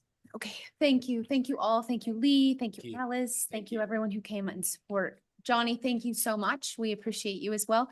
We are gonna take a 7-minute break. Madam Mayor, could I just really quickly, as you guys know, this is something that's caused me a lot of stress, and I've been wrestling with how to get the resources together. We're not very experienced. And sometimes the job deals me this card too. I had no idea how experienced Alice is, and that is going to be very helpful for Mhm. us. So Great. we really appreciate it. Yeah. Yeah, thank you, Steve, for adding that. We appreciate it. We're gonna take a 7-minute break. We will come back at 7 minutes after 8.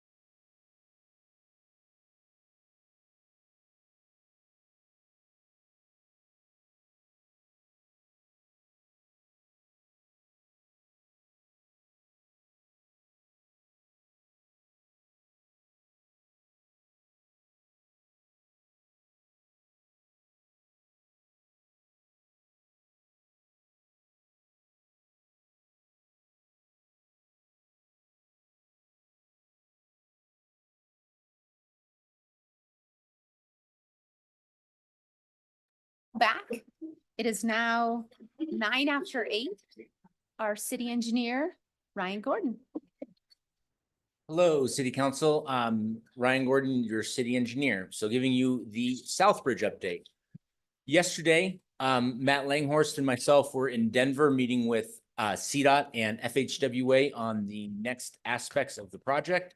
Those next aspects were revolved around the potential realignment of the roadway and with our goal of eliminating or avoiding the tunnel under the runway, looking at sound study, then some right-of-way issues. So I'm going to get right into the nitty-gritty. So we presented the idea that's shown on your screen. The bridge kind of to the top of the page is what was presented, the 90%. Again, shows going underneath a tunnel beneath the runway. Our option, which is a 5-degree change in alignment to the south. So we presented this idea to FHWA, and they have tacitly agreed that this is an allowable option. And I say that because we need to make one more step, which is April 3rd, to speak with the next level up in FHWA to make sure that we're not in any violation. But we have a high level of confidence that our concept and our idea will be accepted. So very good news, to say the least. Thank you. A good chunk of cash, we'll put it that way. This is a cross-section looking at what the potential new alignment would look like. We are 20 feet beneath the runway platform. Above that is the prism. Some concepts and ideas we don't really need to go into. The big picture is that we have plenty of space for safety of the pilot community, the airplanes taking off and landing, and then also the traveling public that would potentially use this alternative. The other aspect that we looked at was the sound wall, which is currently located along the Cardiff Glen neighborhood. We know in talking with FHWA that we will need to do a revised sound study, triggering by some changes that we are proposing making. Those are generally speaking, lowering the bridge and the intersection on the Jackson Holy Cross land. It triggers a new sound study. What this does is it will require us to use the 2020 regulations as opposed to the 2010 regulations, I think, when the original sound study was done. We will be modeling the new design changes, which are relatively minor. The big thing is we're going to be using revised traffic numbers. So the initial sound study used traffic projections, generally speaking, up 4 Mile that included some really massive developments that are not going to happen, namely a mini snowmass village at Sunlight and some other things. We don't know what the results of that going to be, but we generally feel we're not going to be in the realm of needing the sound wall. Again, that will be updated and validated by the sound study. Again, that is going to be included in the new EA. Let me take that back. Wrong language. A re-amendment to the EA. We are not doing a new EA. This is an amendment to the existing EA. Looking at some of the funding that we currently have. So this is as we stand. We have some existing grants that were earmarked from 2005 to about 2018. We have a couple new earmarks. The one in the middle, the $1 million number, was one recently done, I believe, by our senators.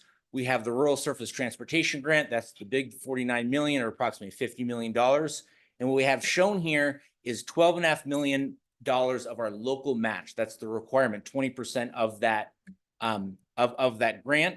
The $1.4 million is a earmark that Representative Boebert has secured for us that is still in quasi limbo, depending on what happens in Washington, D.C. And certainly we have the $4 million that RAFTA has secured from their 2040 funding. So that puts us at $69 million of the minimum that we have for dedicated for this project, just to lay that out there. Some of the costs, so presented last time, we're all going to talk now in 2026 dollar numbers. So right now the 90% project is $105 million. And efforts that we've made to date, which again are not adopted, which are potentially from the previous effort, somewhere in that $9.5 to $23 million. And just real quick synopsis, that's changing the bridge type, that's lowering the bridge and in the intersection, that's reducing some roadway elements, reducing some of the utility demands. And then this next one, which is the tunnel, some retaining walls, So $6 to $7 million. That includes some cost to relocate a hangar and a maintenance facility on the airport. It does include some additional, a little bit of lengthening of the roads, but overall a pretty great outcome.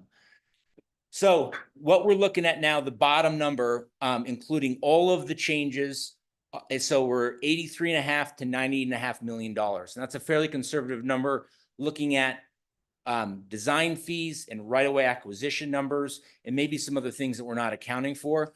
So that's kind of where we stand right now on a project cost. Want to include a really brief and uninspiring schedule. However, this is just the start. As we get further along, again, we just literally learned yesterday what we can and cannot do in totality. So we know that the obligation date of the grant is September 30th of 2026. And that definition is that's the latest we can have the project to go out to bid.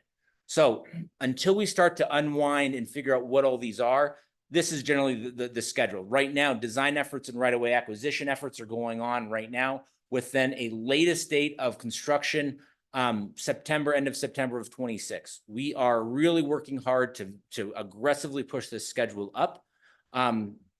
Some next steps just to get on that is, so we are in conversations with Jacobs Engineering, who is our consultant, to establish new design fees and scope to progress this design. We're changing a lot of elements, so we're working with them. We do have right-of-way acquisition efforts ongoing right now, predominantly in the Highway 82 corridor. Those are going on. And then a couple other on, I'd say, the administrative side. We're meeting with FHW on April 3rd. Again, that will be the date that we are going to establish what scope items and what we have to do to satisfy the grant. So we're going to be taking all the design changes that we are looking at recommending and putting it in that document. And that document will basically be the guiding principle for what we do moving forward.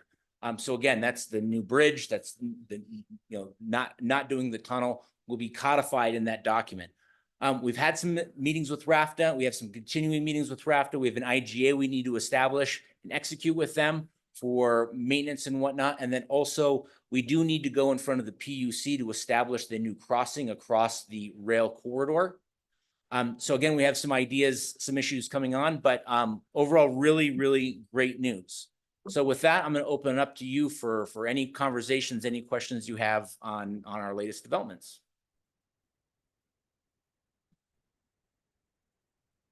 Anyone? I don't have any. Good job. Counselor Gotis. Man, awesome job. Yeah. I mean, like this is, I think we're like 100% so far with the sound wall out potentially, as long as I know there's a final meeting. We're not counting the chickens, but Correct. from a previous slide, if you could bring up the revenue side. Yes, sir. This one? Yep. We are at 69 million, and that's solely with our 20% local match as required by the grant, but that's not the 20 million that we set aside that we have bonding authority. Correct. So there's another 8 million if we wanted to put towards the project. That was designated by previous councils, correct?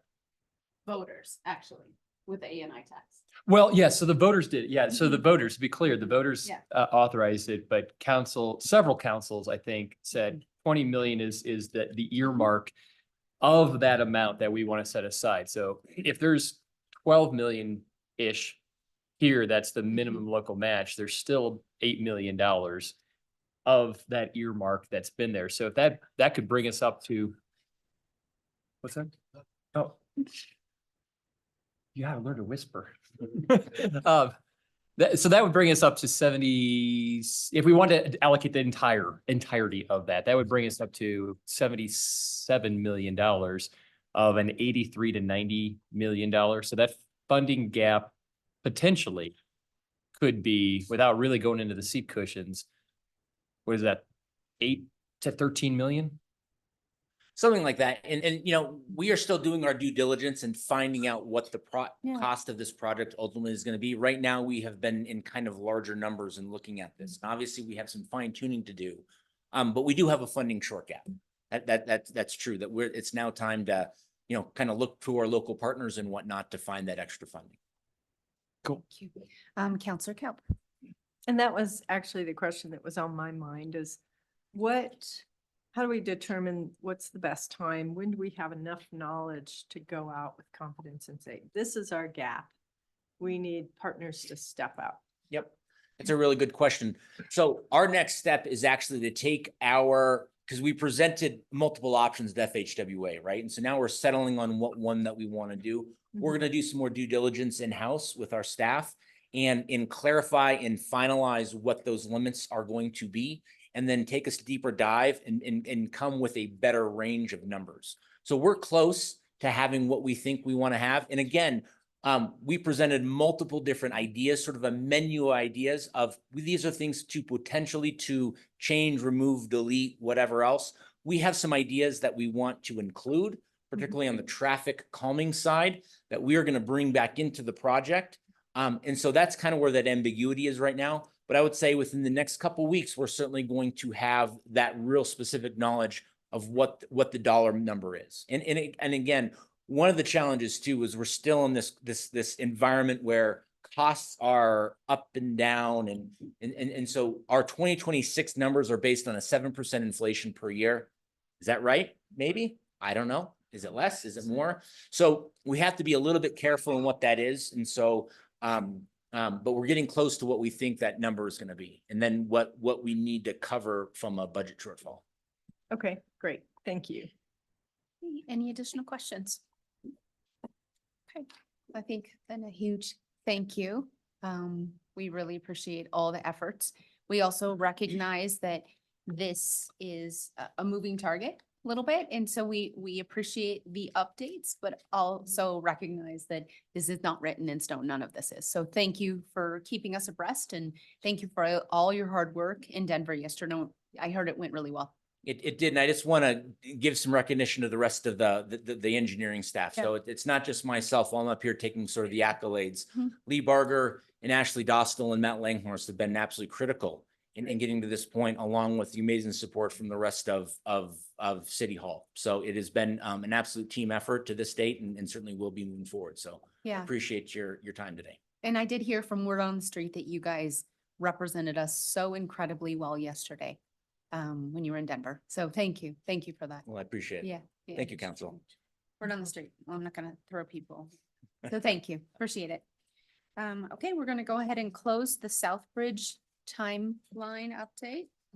And we're gonna move on to the item number 17, request for proposals, RFP 2024 what is that? 01P, Strategic Communication and Engagement Services Contract Award.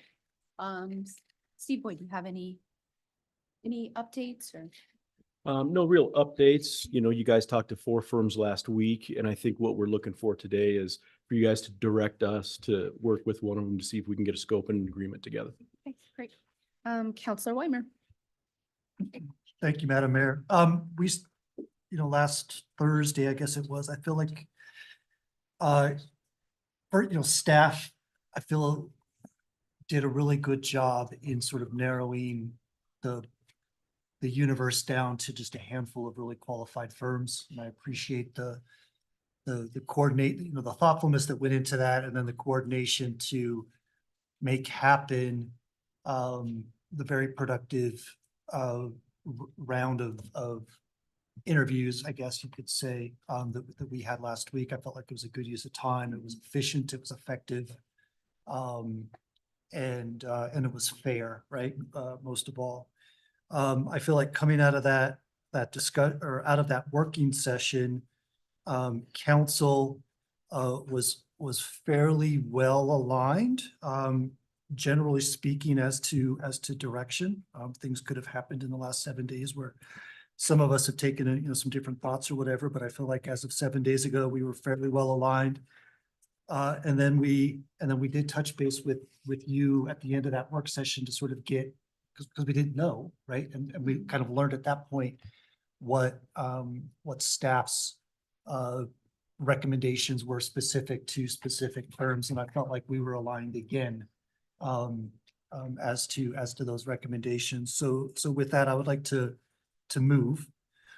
make a motion to award the 2024-01P Strategic Communications and Engagement Services contract to Slate Communications. I'll look for a second. Counselor Zelinski. I would like to second that motion. Okay, I'll bring it back to council for discussion. Counselor Deb. Thank you. Just a quick question. You said scope of work. How would you guys come up with that? How would that come about? Well, we've already got one. We put it out with the original RFP, so we Mhm. would go through it with Slate and just try to fine tune a little bit where we needed to. Would that, or could that be adjusted once they meet with us? Sure. Okay, thank you. Counselor Godus. Yeah, I probably won't support the motion. I thought we had really good quality candidates. I didn't think, I question whether Slate is going to be able to engage the community in a manner that some of the other applicants kind of expressed.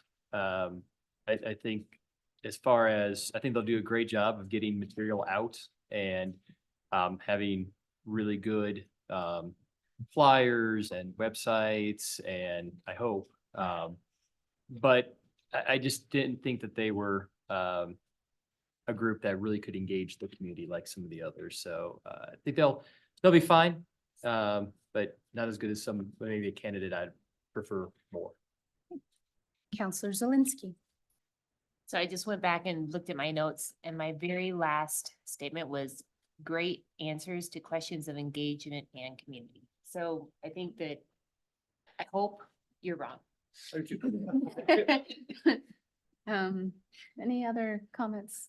Okay, I'll just jump in and say that I felt that all four firms were so highly qualified. And so I thank staff for vetting them. I know that we had significantly more than 4 applicants. So these were the cream of the crop, and it was a difficult decision. I felt that in this situation, Slate had the most municipal experience. And so I will be supporting the motion. Does anybody else have any comments that they would like to make before I call the question? Okay, we'll go ahead and call the question then. Thank you.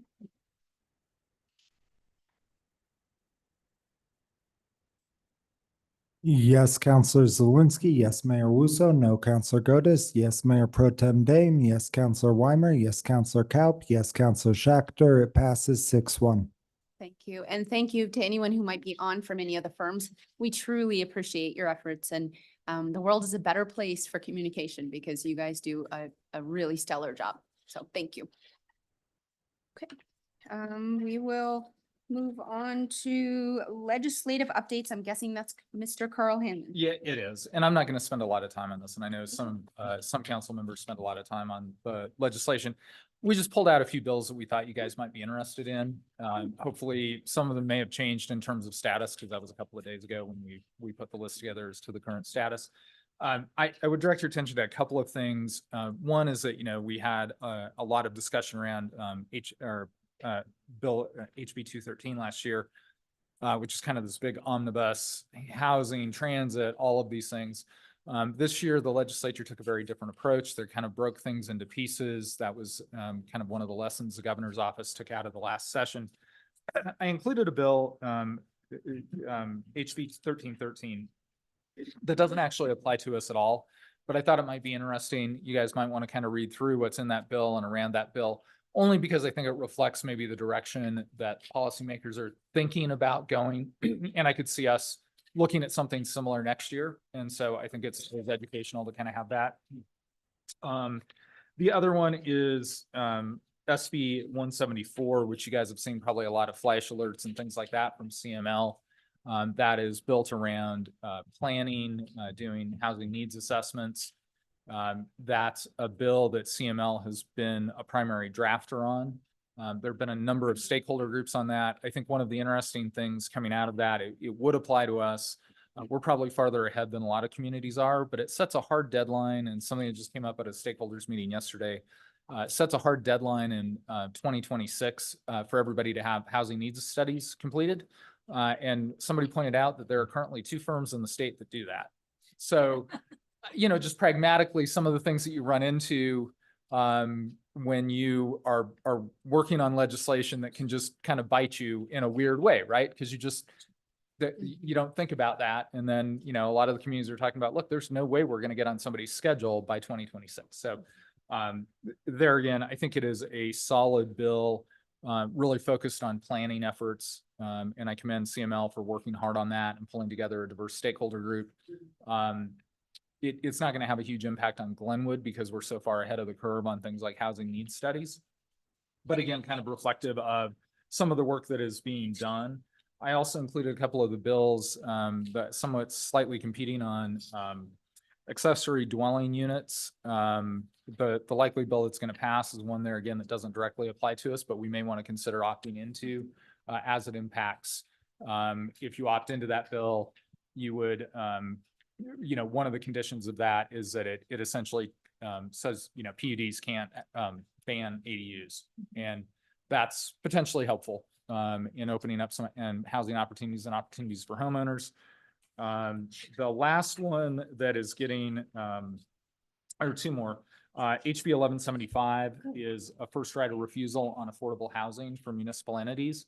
There again, it's an interesting bill. I'm not sure it's going to survive all the way through, but you know, one of the things that we run into a lot are especially LIHTC projects, low income housing tax credit projects, they have these 40-year periods that they're restricted, but then they come off the rolls and all of a sudden you lose large numbers of housing units when those go back into private hands. And by way of example, we had, I think it was an 80-unit complex in Silverthorne that went off a couple of years ago. And it was like, there was this mad scramble because you know, the community was 80 units short of affordable housing units that had been in the community for a long time. So I think that's got, as long as it's not too onerous on the interaction piece with the private sector, I think there's a lot of solid potential to give some opportunities to local governments in particular to maintain affordable housing in their communities.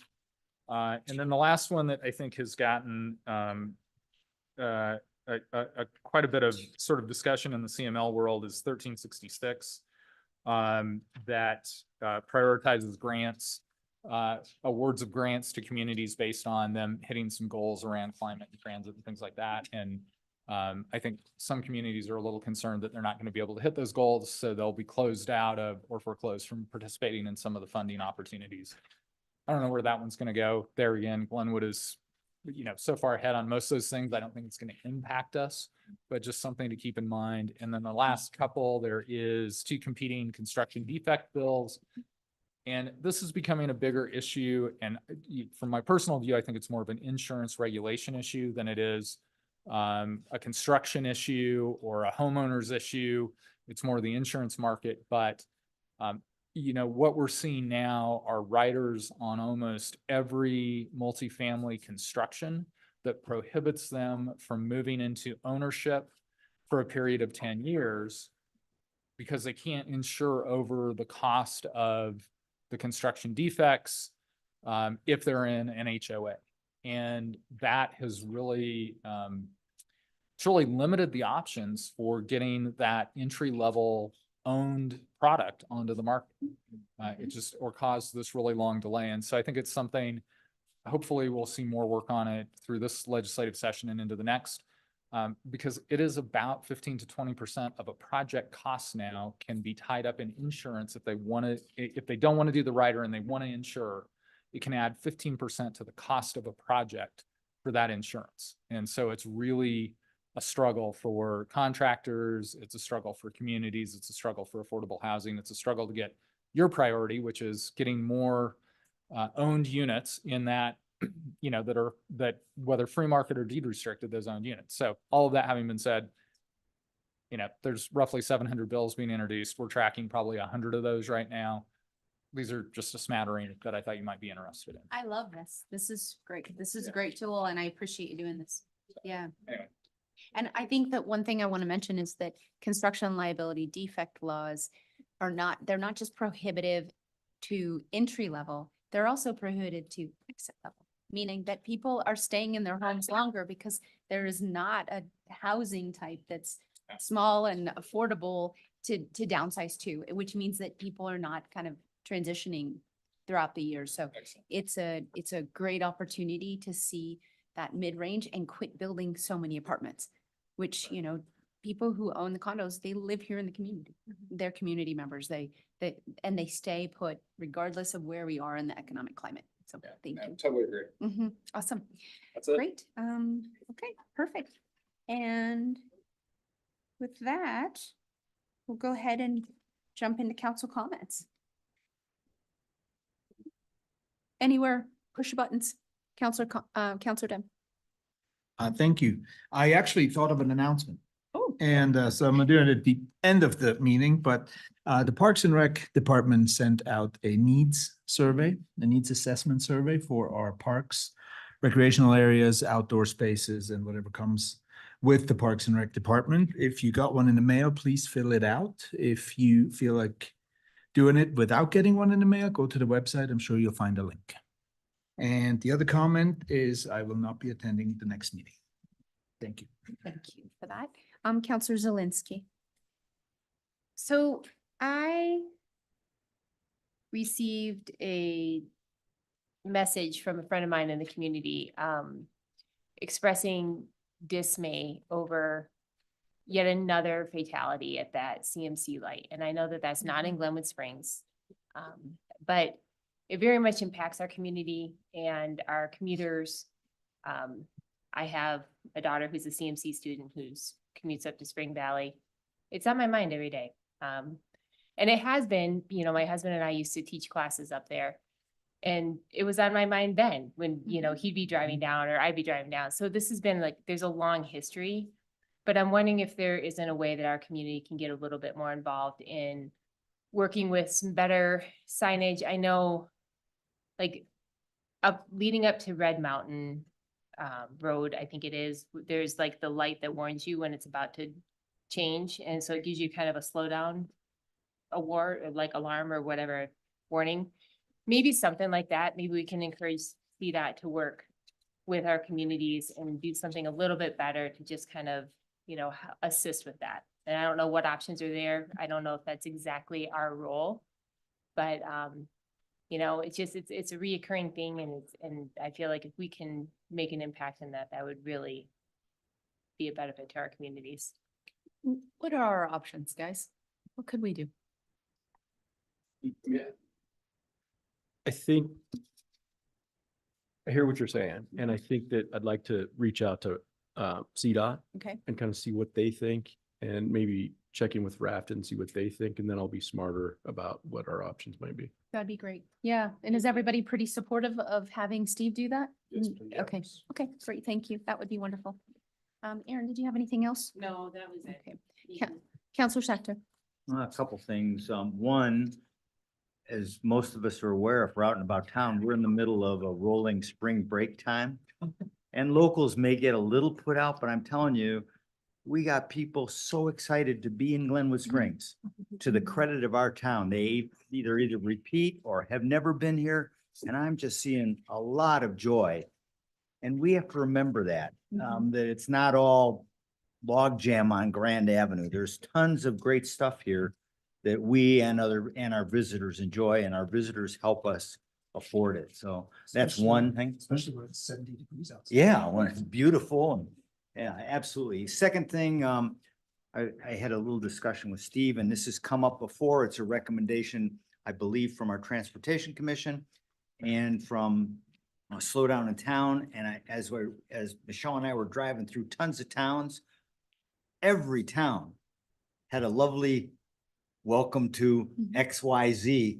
And we need one on our south end of town for sure, something attractive, something that maybe can be designed and budgeted in-house. So I hope we will get that on the agenda to expedite it whatever way we can.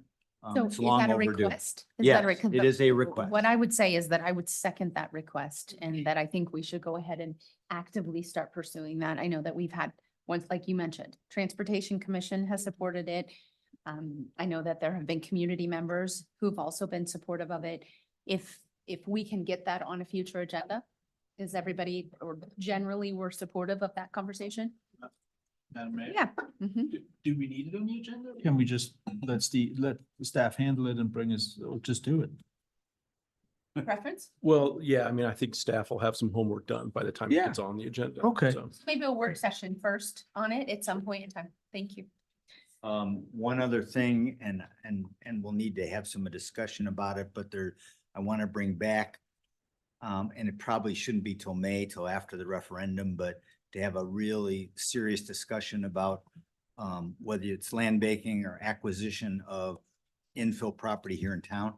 And how we do it under new rules. Okay. I don't know, but I think it'll be a timely discussion in May or June for sure. Perfect. And I don't know what that takes, whether we think some. Perfect. Yeah. I would second that so we can put it on the work session agenda. So I just heard 2 additions, double checking that staff heard that as well. Thank you. Appreciate it. Yeah, well, I'll back off now. Thank you. Okay, I had a feeling. Okay. Are Thank you. set? Yeah, Okay, thanks a lot. Counselor Weimer. Well, and so, to tag on to what Sumner said and what Aaron brought up, I think some sort of, not just welcome to Glenwood Springs, but like some sort of recognition that I'm now in a town, right? And I'm not just, because it's really hard to know where that boundary is, and hopefully then also people, some people are going to, slow down and just be a little bit more sensible about things. I want to talk super quick. I've emailed this update to a few of you. I could just email it to the rest of you, but I thought I would, Steve and Carl and others as well. Talk super quickly about the 2 parcels that sit up above Walmart and REI that have been. Yeah. Yeah, that have been an issue for a while, right? We really were kind of at loggerheads or a logjam. The city couldn't take ownership of that land. That actually would reduce our ability to sort of manage and control some things up there. At the time, the current owner didn't seem to be interested in managing that piece of land. And so we really didn't kind of, Laura Speck has been bird dogging this for years and years and years, right? And just keeping pressure on it.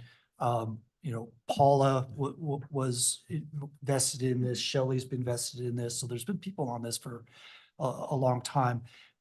End of 2023, that property did change hands. So it did, yeah. So it was given to a nonprofit. The nonprofit, and I'll send this out to you guys so you can get some of these details, but it's called Mountain Youth. They're a nonprofit based in Edwards, so Vale Valley. And yesterday, Shelley and I met with 2 folks from that organization, Michelle, who's the executive director, and then Tom Poole, who sits on their board. Laura was there as well. And it was really just an introduction to kind of like get to, on literally introductions. And then a little bit of sort of the history of the parcel and what's going on there today and how we have been trying to do some things with it and what our troubles have been. I think that the group there yesterday wholeheartedly agrees that being homeless isn't a crime, but there's a lot of trash. There's a lot of drug use and drug paraphernalia. There's a lot of open fires and cooking and other fire, risk up there. All of those hazards have to be mitigated, and they just have not been actively, we've not been able to actively mitigate those things in the past. So we all kind of looked at each other and agreed that that's kind of where we stand philosophically, and that was really nice to hear. I think ultimately what we're looking for, and I say ultimately because we're probably still 12, 18 months away from actually kind of first steps of much, but I think we're all interested in kind of activating that area up there with some trails, with some public access, with some some level of activation, as a lot of people called it. We're kind of hurting for some of that stuff in that particular corner of town. There's REI, there's the Walton Foundation, there's some owners that are in that vicinity that have already expressed interest in helping out and maintaining trails and managing and, money. And so I think there's a ton of potential there. And so it was a very good, first meeting. Some next steps. We've asked Mountain Youth to make sure that they get in touch with Tom Jankowski and the sheriff, just to let them know that there's no new owners. Here's contact information.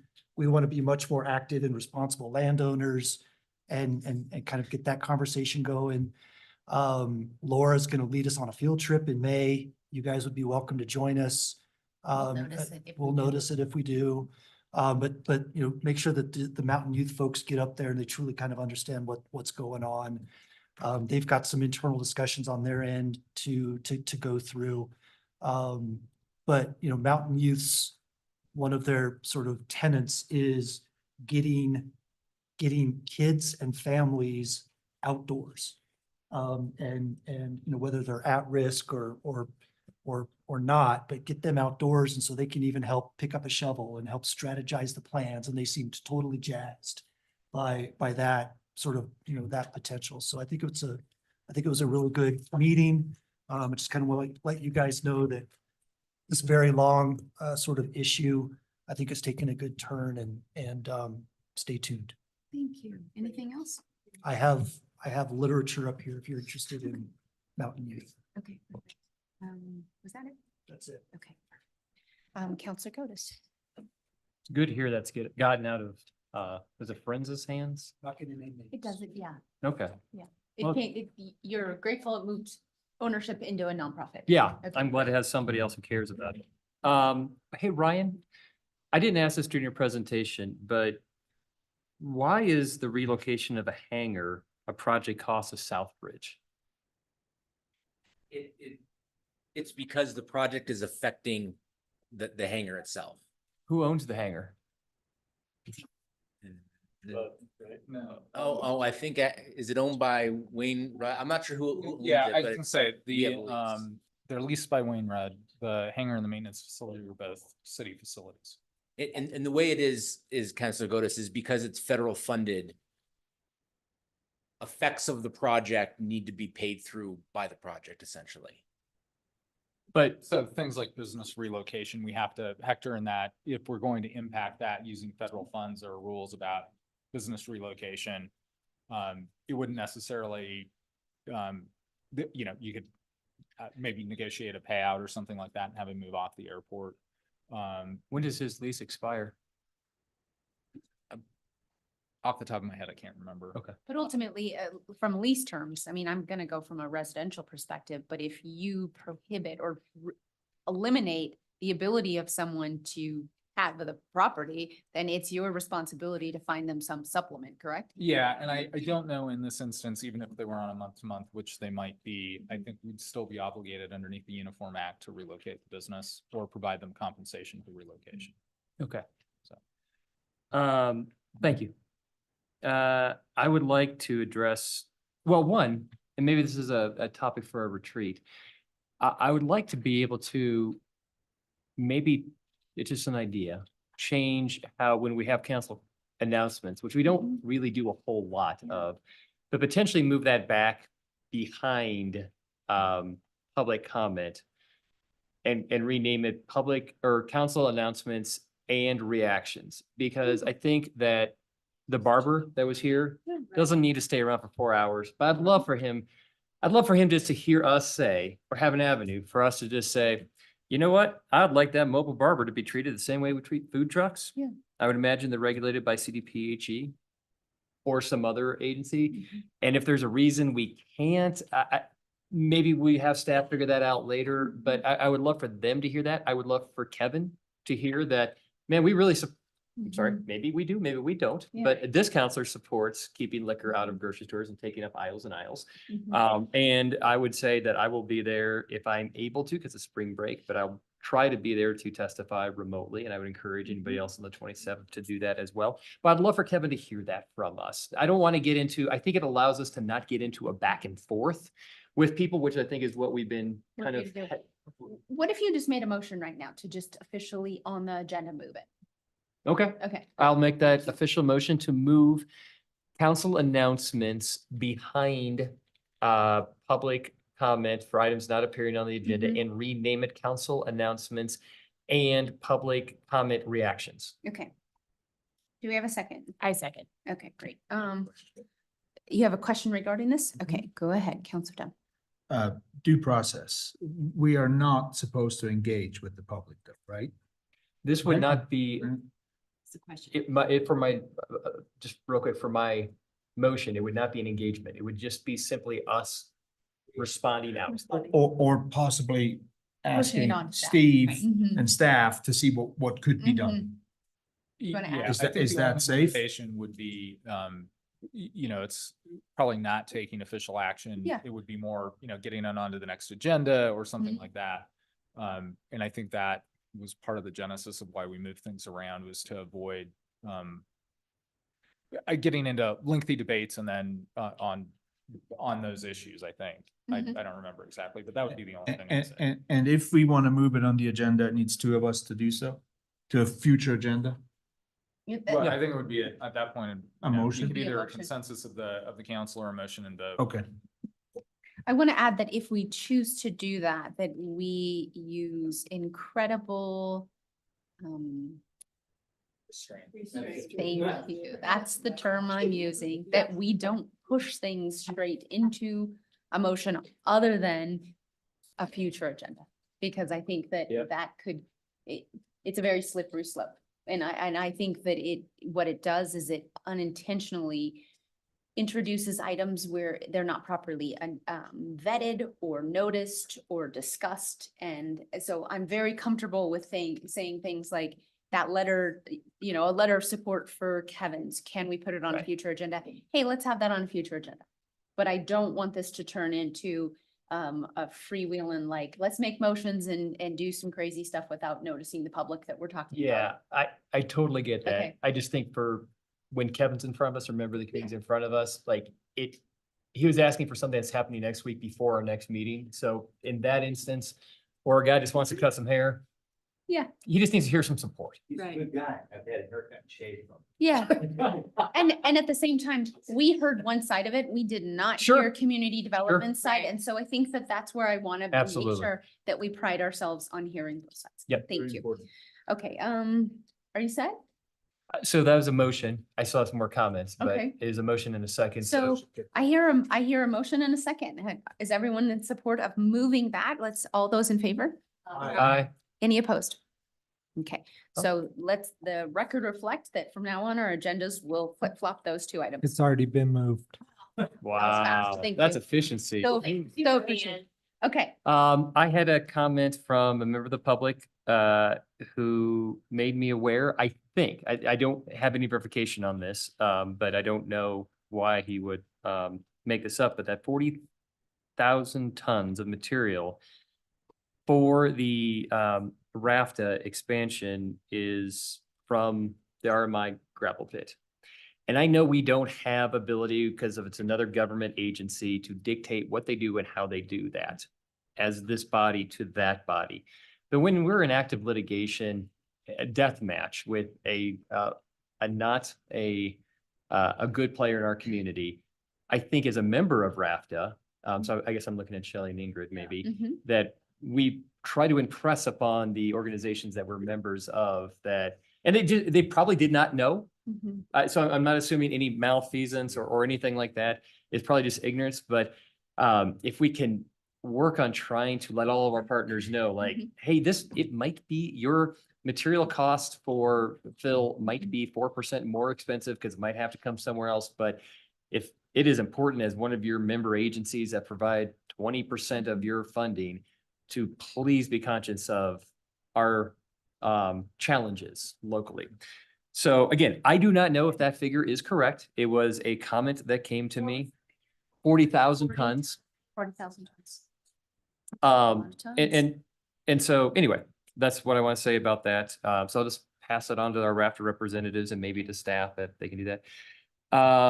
The last thing is, and I've mentioned this a lot, and if there's just if I'm the only one that cares about this, then I'll stop mentioning this, but can we please, please, please, staff, get anything that is presented to us in our board packets? Now, I understand Southbridge, you had late breaking news yesterday. That can't get it. So I get that. But I found myself going, oh, what was that slide? I want to go back to that slide. And I couldn't because I went to staff report and there's just that. And so even if it was a placeholder, didn't have accurate information, maybe, this 14 pages is not available to the public. If you want this, you have to ask staff or do a core request. You cannot go onto our board packet. We cannot, if this gets misplaced, I cannot reference this later. We had a presentation from the River District tonight that is not in this. That is a pre-canned presentation that easily could have been in here.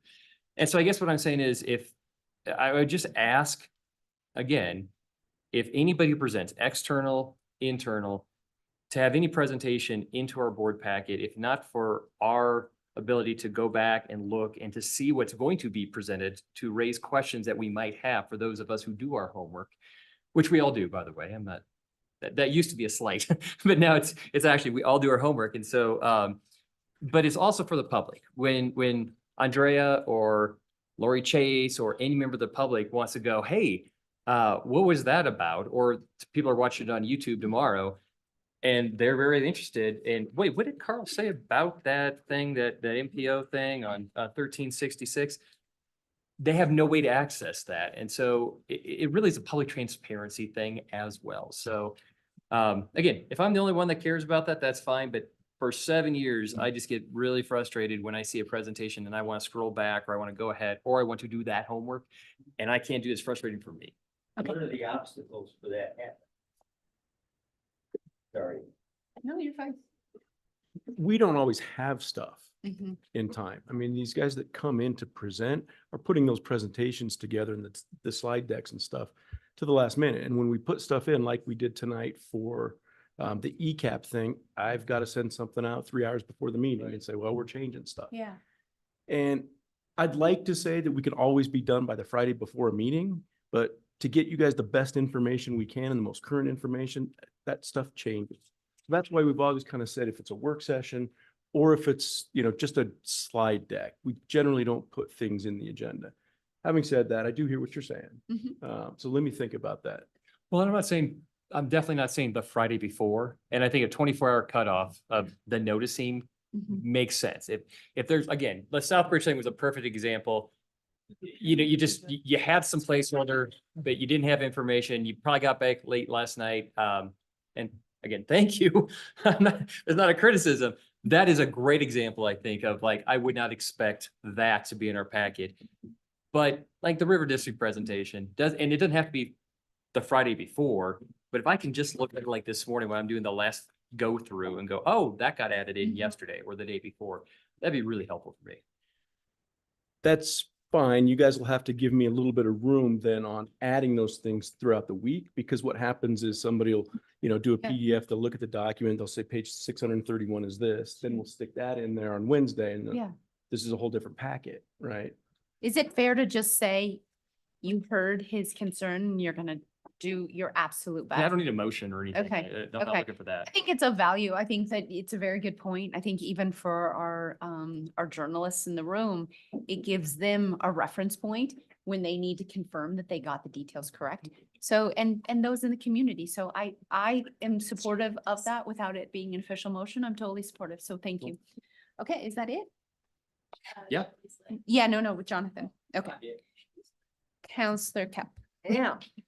I just had one thing to add on to Jonathan's about the couple that came in for doing the service truck business. I think business models are changing and evolving, especially as the property values in our town go skyrocket and it's hard to, actually afford a storefront. So I'd like to see our community development department work out ways, new code changes and bring that to us to try to make these things possible because, I know there needs to be some thought put into it, but if they could bring that back, if you could work with that, because I'm sure there will be others and it brings value to the community. I don't think they're There used to be a barber shop downtown, but there isn't anymore. In town that I know of. There used to be one over by Kaleidoscopes. Is that, yeah. Yeah. And so, you know, it's a valuable service Yeah. to our residents. Thank you. And I'll just add the counter that I want to hear both sides of it, because I also think that, to Shelley's point, rents are getting more and more expensive. And so if we allow other businesses to come in that don't have brick and mortar, we're competing between a lot of different variables. So we need to understand the nuances and all the implications of actually looking at different business models. And that's why we have a community development office, and that's why we have a public forum, so that we can have people know that what we're discussing and changing, and they have an opportunity to speak up. So I think that what I heard is that we would like community development maybe to look into the code regarding that one specifically, but also maybe just some alternative building or business models. Well, So- maybe, yeah, bring Yeah. something back to Yes, us. absolutely. In the near future. I'm not gonna put a time on it. right Okay, now, thank but- you. I'm gonna jump in one last thing and just say that we did Perfect have feedback. a community member come here today and ask for a letter of support regarding that. That is Kevin Brady. And did I hear that there's a time frame that this is due by? And so I'm going totally against everything I just said and saying, can we provide a letter of support for that? I'm curious if there's support for that. Counselor Dunn. Thank you. If legal says it's okay, I would support that. Yeah, I mean, I think it is being put forward by some of your legislators in the mountain communities. And by, I happen to know Chris Karen because she used to be on my council over in Silverthorne as kind of the leader of the group that's been pushing this. So from that standpoint, I'm fairly comfortable with the legislation, even though I'm not super familiar with it because it's being run by Dylan and Julie. It's up to you guys if you want to direct us to provide that letter, or if you just want to have the, mayor do a round of phone calls to legislators, that would be the other option. I would prefer a letter. I would prefer a letter. Yeah. I'd prefer a letter. And it's official. We can, yeah. So I heard a motion, as long as Carl's comfortable with it, and he was. I'll look for a second. Counselor Zelinski. I second that. And I would also like to add that there were a couple of like letters attached to that Yeah. email that we got that maybe we could use. Okay, we'll forward it on to staff so that you guys have those as templates. I forwarded it to Carl. Oh, great. Okay. I'll see if Richard can get something for you to sign. Oh, sorry. I'll see if Richard can't get something for you to sign tomorrow, because in my update, I was going to say I'm going to be gone tomorrow. Okay, okay, great. So I heard a motion, I heard a second. All those in favor of submitting a letter of support for, no, it's actually a letter of support, right? Into Yes. HB 24-1372. So a letter of support. All of those in favor? Any opposed? Okay. Kevin Brady, if you're watching, you are getting a letter of support. So thank you. We appreciate it. Move it on to city manager report. Thank you. 3 quick things. Chief and I have been looking into the idea of these speed trailers that'll actually send you a ticket in the mail. It'll pay for itself pretty quickly. It's not in the budget right now, Yeah. but we're going to go forward with that, and I'll just include it as an amendment if that's okay with everybody. Yeah. Just 25, 30 Oh, wow. ballpark, right? We don't know Speed exactly what we trailers. want yet. Let's see. Second thing is we have a lot of staff that is not going to be at the next meeting.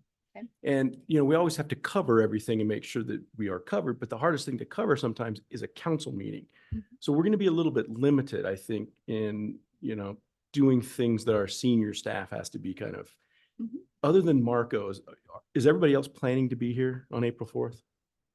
far as you know? I was planning Okay. on being Yeah. here. Okay. But we can Good. keep the agenda really lean if need be. We might need to Yeah, do a that's little bit of that, right? Yeah. Okay, and then the last thing is I am spring breaking tomorrow.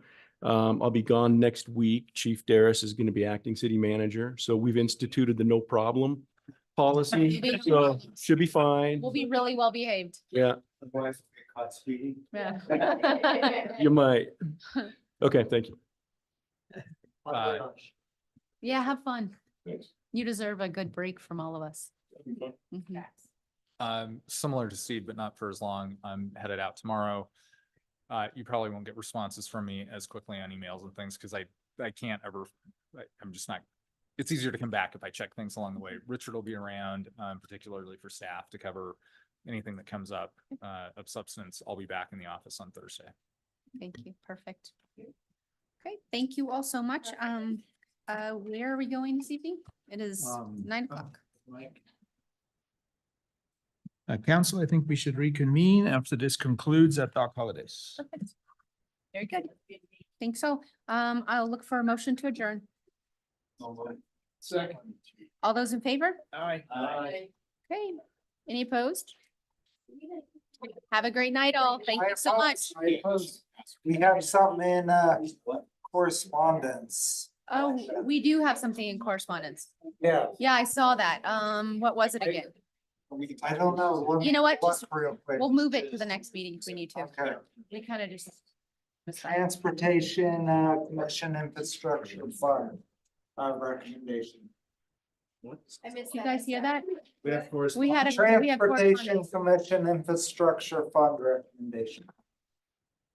Can we move it forward to the next meeting? Yeah, we can. They're recommending that we go forward, looking for at least a 75, a total of 75 basis street tax. point Yeah. street tax, Yep. And subject to polling. and we have plenty of time for that. Okay. So we're good. So Thank you. Ryan. my motion to adjourn remains. We're good. Thank Thanks, you all. Ryan. All right. Okay.